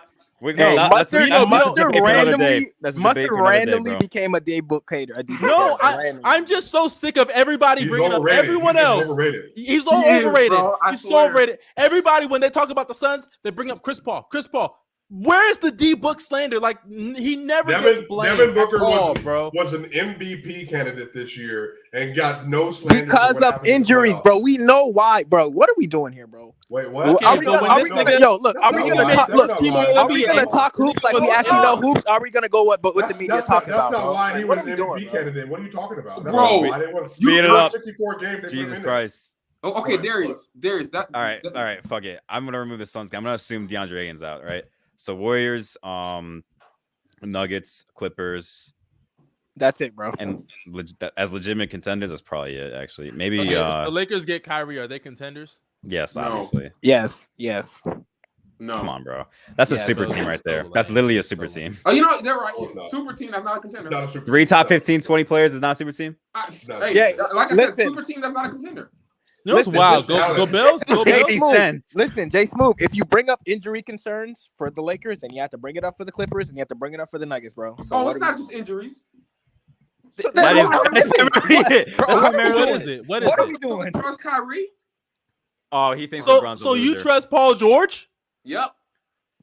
All right, you know what? Fuck this, bro. Yeah, you got biased, bro. He's biased. He's biased. So y'all mustard. Give me and you know what's crazy about that? Kyrie doesn't even have to be great in the playoffs, and the Lakers can still win, bro. And the Lakers can still win. And if you think otherwise, you're stupid. If you think otherwise, you're dumb. I shouldn't have done it again, and then shoot 8 for 22 again.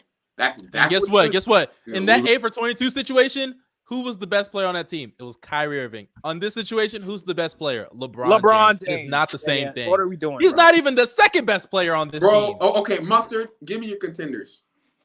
Okay, if the Lakers get Kyrie, they're contenders. I got the Clippers, the Warriors. That really might be it, honestly. The Nuggets, you're missing one. Am I missing one? Tell me if I'm missing one. Who am I missing? This nigga is nasty, bro. Who am I missing? This nigga is nasty, the Timberwolves. The Clippers, bro. What? I said the Clippers already. I said the Warriors, Clippers, and who did I miss? The Warriors, Clippers. You said the Nuggets and the Lakers. That's the Lakers. That's the Lakers if they get Kyrie, the Warriors, and the Clippers. You're disrespectful. Yeah. You're disrespectful. You're so disrespectful. Who am I disrespecting? The Nuggets? Yes. Yes, the Blazers, yeah. No, they are. But who am as long as you have Damian Lillard. Hey, listen. If the Blazers get KD, they are not a contender to me, bro. Get the fuck out of here, bro. They are not. I don't get it. Who am I missing? Oh, the Grizzlies, no, they're not contenders. The Nuggets? The Mavericks are not contenders. No. The Jazz are not. They're out. The Nuggets are not. I think the Nuggets can be contenders, but I got to see it to believe it before I Are the Mavericks not? No, hold on. That, So you're saying the Clippers don't have to prove anything, but the Nuggets do. I think that's hilarious. You want to know why? You want to know why, Swipe Up? Because I've seen Kawhi Leonard in the finals. I've seen this team make a conference finals without a bubble dome around them. 3 years ago? All right. You're right. Hey, 3 years ago. 3 years ago is more recent than whenever Jokic did it. Tell me when Jokic did it. Tell me when Jokic did it. Tell me, hey, Swipe Up, get off. No, Go Bells, I'm not talking to you. Swipe Up, get off mute and tell me what's Jokic's final stats? Huh? I can't hear anything. I can't hear anything. What's Jokic's final stats, Swipe Up? Jokic has great final stats, bro. He's 100%. What? 0, 0, 0, 0, 0, 0, 0, 0, 0 everything? 0 turnovers, 0 fouls. You know what's funny? Yeah, 0 points, 0 assists, 0 turnovers. You're saying Kawhi Leonard is the reason, but then like the rest of the roster has been there. So you have a playoff Roger and Jokic, a championship coach, a championship player. Yeah, for sure. I like. Who? What player? Just Kawhi. No, I said Kawhi is the proven. Kawhi and Norman Powell, nigga. Kawhi and Norman Powell. Yeah, I'm glad. Thank you, Bino. Hey, he stepped up in that Buck series, by the way. He wasn't just riding the boat. Right. No, it's time to move on. It's time to move on, bro. Let's go. Hey, move on to these Timberwolves, man. Okay. Stop. Swipe Up real quickly. Who are the contenders in the league? League or West? No, in the West. My bad.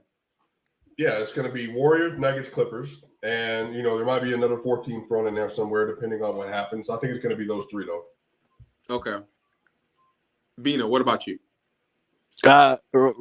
Since Kyrie's not on the team yet, it's really the Warriors and the Clippers. Really just the Clippers. I ain't going to lie, bro. All right. Get off your knees.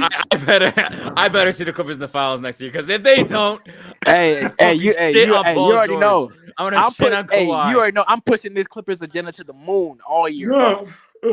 No, I fuck with you. That definitely the Clippers are definitely contenders, but the only ones in the West, bro. Come on. Hey, riding right there. We not where. Deepest team in the league. Superstar, star player. Hey, we ready, bro. Okay, here are my contenders real quickly. I got the Clippers. This nigga about to say something nasty randomly. Watch, bro. And the Minnesota Timberwolves. Yep. See? You see? Yeah, nigga, no way you have the Timberwolves, but not the Warriors. There's no way. Yeah, I know the Warriors. You are the most shameless human being I've ever fucking seen. Yo, Mustard, you see how I predicted that, bro? I said he's about to say something nasty. So gross. You are so gross, bro. Don't you have shame? I'll explain the Timberwolves. What happened to shame in this world, bro? Let me explain what happened, because some viewers maybe were living under a rock. No way that you haven't heard, though. But let me explain the Timberwolves thing. Rudy Gobert is officially a Minnesota Timberwolf. He was traded for Patrick Beverley, Malik Beasley, Jared Vanderbilt, Walker Kessler, and multiple first-round picks, all unprotected, and one pick swap, 4 unprotected, 1 pick swap. Crazy, what do you guys? Crazy package, by Darius.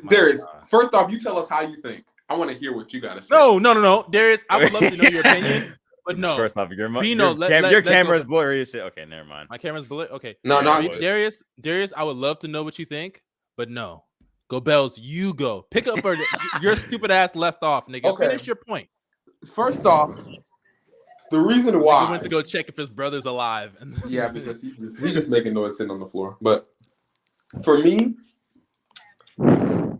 this was an A+ trade. Yeah, that was A+. Because I love Twin Towers. Y'all already know Twin Towers are that's my favorite type of basketball. Having 2 7-footers on the floor, I love that, right? B, you now force Karl Anthony Towns is now allowed to be a lot more dynamic offensively, not just being a screen setter in a pick and roll and stuff like that, but also he can work on the perimeter more often now that a guy like Rudy Gobert is down there being big, right? Also, another plus, the Wolves finally have a real screen setter and a real roller. You know who this helps the most? D'Angelo Russell. D'Lo is a very good pick and roll player, right? And that's where he's at his best. But he has not played with an elite roller for the past 2-3 years, ever since he stopped playing with a guy like Jarrett Allen. Now you put him with a guy like Rudy Gobert, who's the best roller in the league, I still think he's gonna play garbage though. I think he's gonna play a lot better. I don't like D'Lo. I don't think D'Lo's. I think if anything, he's what's holding them back from being real contenders. Bro, but listen to this. I hate D'Lo too, but I can admit that this trade. I hate the nigga. But This trade makes D'Lo a lot better as a player. It's going to make it a lot easier for him to navigate the floor now that he has the best screen setter in the NBA on his team alongside the best roller in the league. You know what I mean? You have those dudes on your squad. That's going to not only help D'Lo. I don't know about best roller. Statistically speaking, he is the best. I think Anthony Davis is the best roll man probably in the league.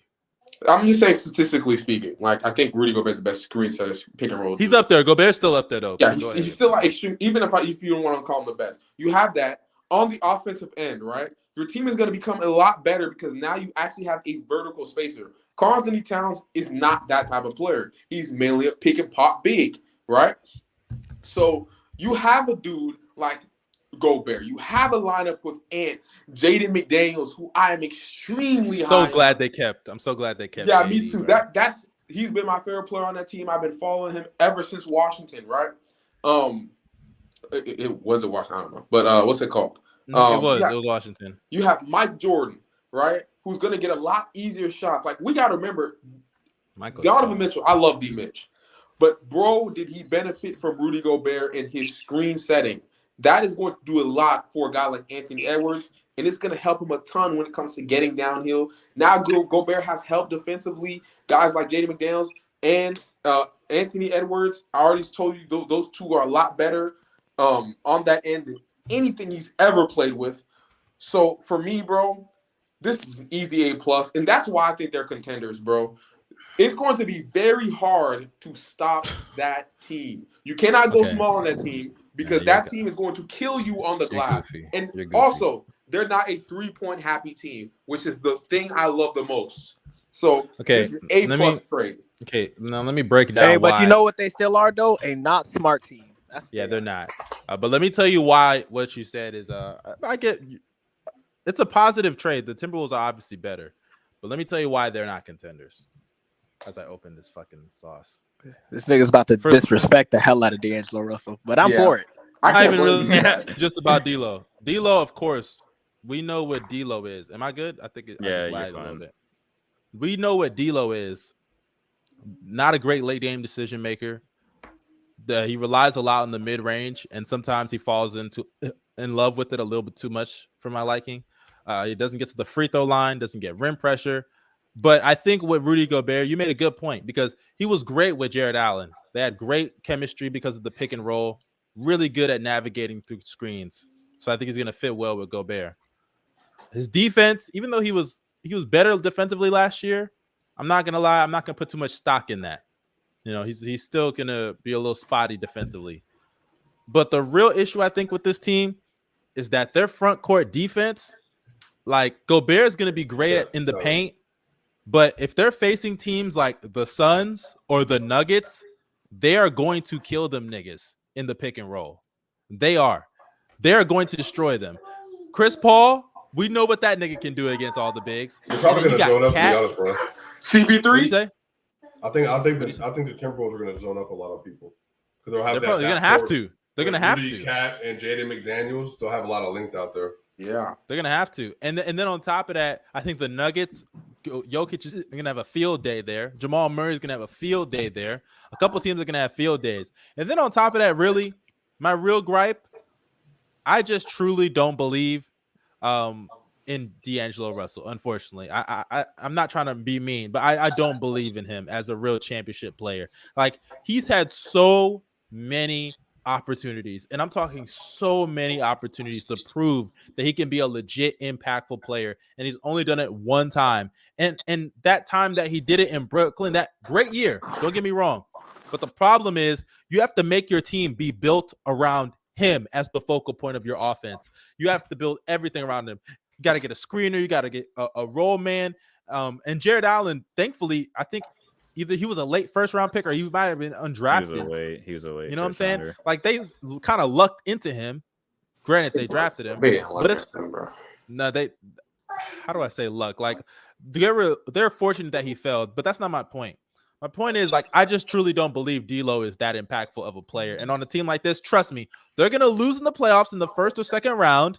And when that happens, they're gonna lose because either D'Lo had a bad series or he just had a couple bad plays in the game they lost down the stretch. What do you think the ceiling is for the team? Second round exit. Second round? Yeah.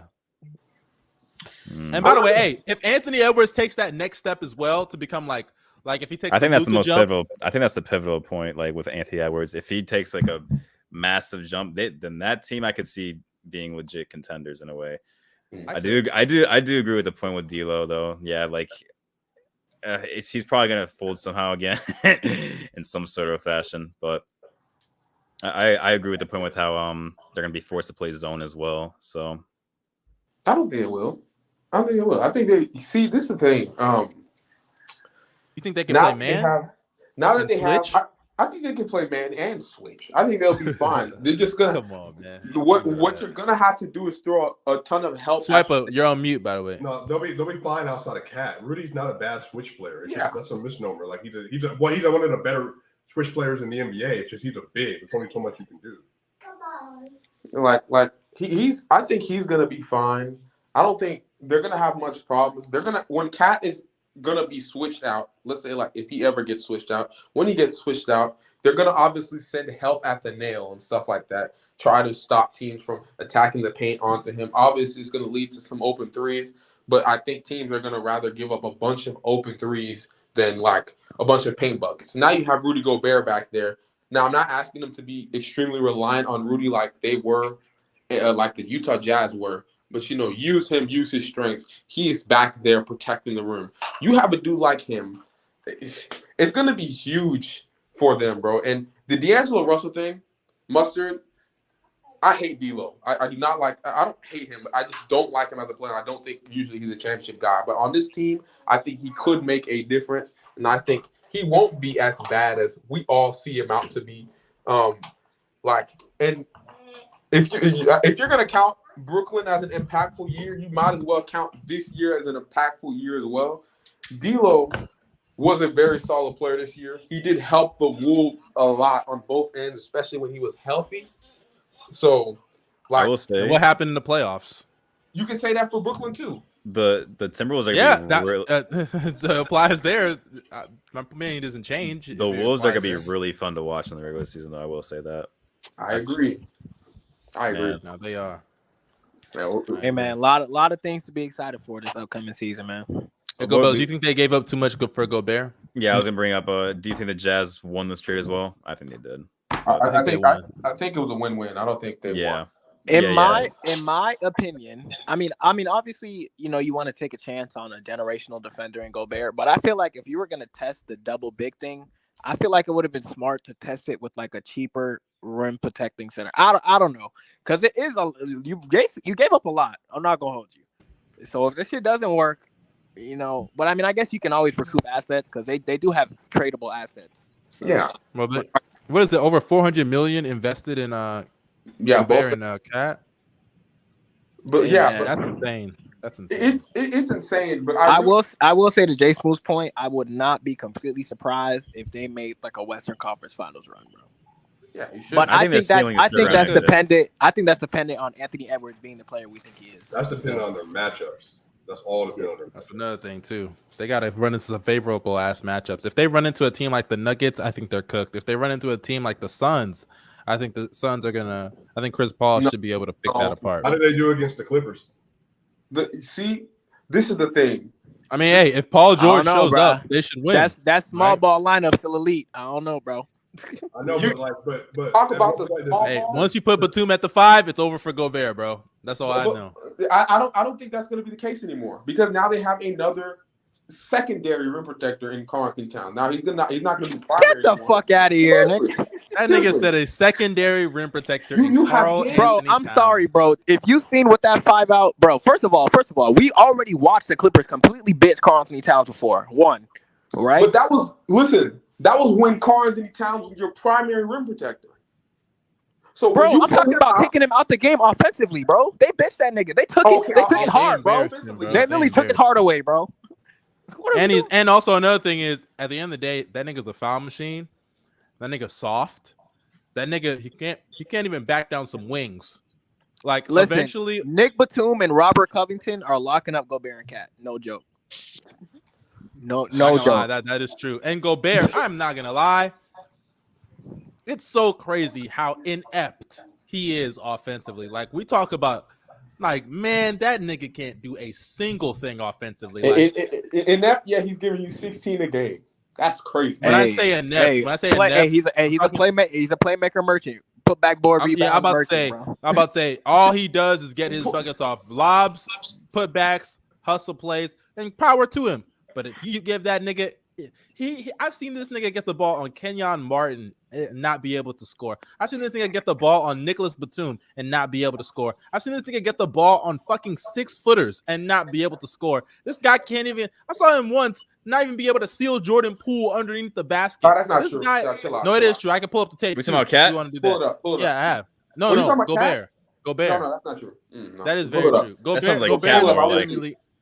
Hey, Cat, same thing. Cat's a bitch. Cat be bitching too. If they get an on-ball creator that's good to very good, then all this changes. And so if they flip. Hey, if Ant is that guy, we'll see. That's what I'm saying. Like if Ant becomes that guy and also a better playmaker, like literally you have a dude that can actually put pressure on the rim, unlike D Mitch, who kept taking dumb step backs every 2 seconds. Like, I mean, Gobert is going to have a field day just playing next to a guy like that. So, like, for me, it's a plus. I don't think they gave up too much. You get a generation. Well, they gave up a lot. They gave up a lot. They gave up a lot. Yes, don't get me wrong. 5 first-round picks, including a player. Yeah, bro. Think about this. That's a lot? You don't think that's a lot? I said yes, it was a lot, but yes, bro. He's a generational defensive player. Hey, latest report on KD. The Nets say they will not trade Kevin Durant unless they get a blue chip player like Brandon Ingram or Scotty Barnes. Yeah, I saw that report. Bro. He's not going nowhere. Stop. Run it back, bro. Look, trade Joe Harris and Seth Curry. Trade both of them. Get some defense in there and run it back, bro. That's a nice second round exit. Nah, but yeah, no team is going. I don't know why you think that, bro. The only reason why people think the Nets. Well, I mean, first of all, if you believe in Kyrie Irving playing basketball, then the Nets are contenders if you put defense around them, in my opinion. No, that's not gonna happen.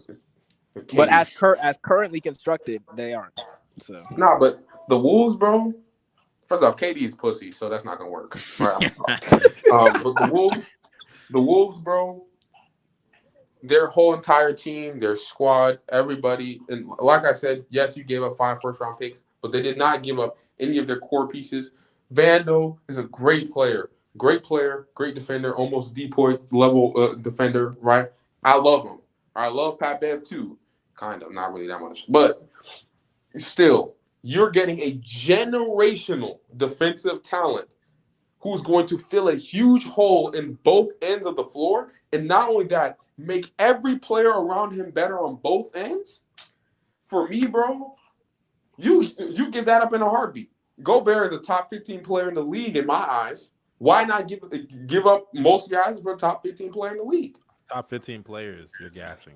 But I have him at like 18, so it's whatever. Let me ask you this though: would you trade all of that for Paul George? Yes. Yeah, maybe more, because Paul George is a top 10 player in my eyes.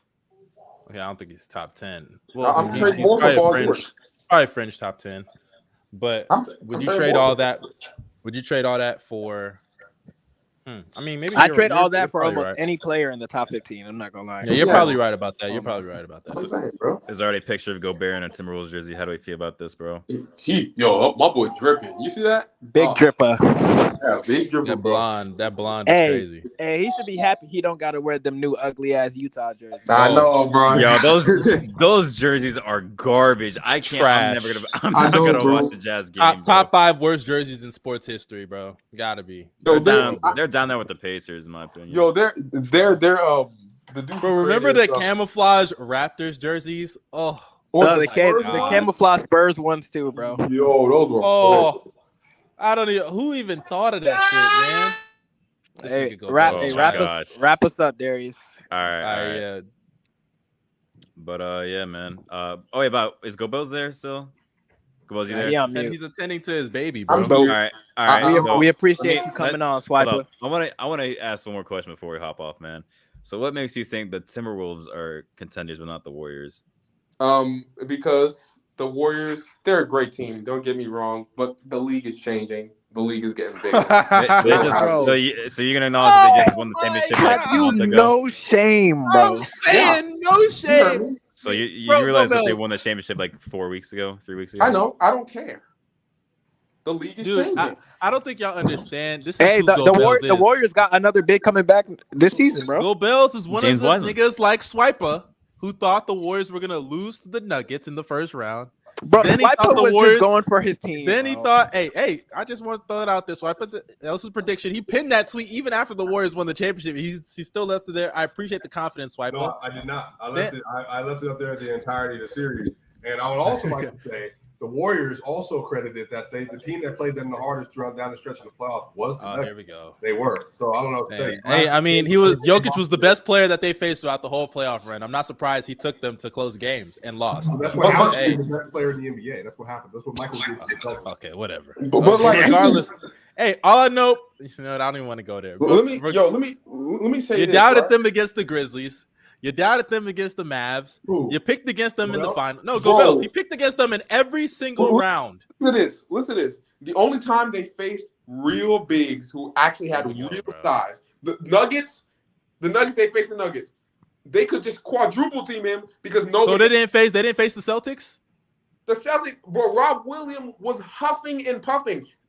Even then, he was still dominating on the boards. Bro, listen, and that's the thing. When he could actually play minutes, he killed them. But he could only play. And guess what? It still didn't matter because they locked up Jason Tatum like a bitch. They forced Jaylen Brown to dribble the ball. Like, come on, bro. What are we doing here? Let me tell you this. Robert Williams plays 37 minutes a game in that series. And Steph Curry is him. They still lose. You want to know why they still lose? Because Jason Tatum can't score. They're still losing because Tatum is not scoring. So you think Rob Will being healthy makes up for Jason Tatum being trash? It does. Because it was making up when he was actually on the floor. Guys, what if, bro? We're ending the pod. Thank you, Swiper. The Warriors are 0 in a million in hypotheticals, bro. It's so crazy, bro. It's so crazy. Go look at the numbers. When Robert Williams was on the floor, he was killing the Warriors. And you know what Steph was doing to him? Killing him and drop, bro. So you know what happened, bro? He was getting blown by and then off the glass.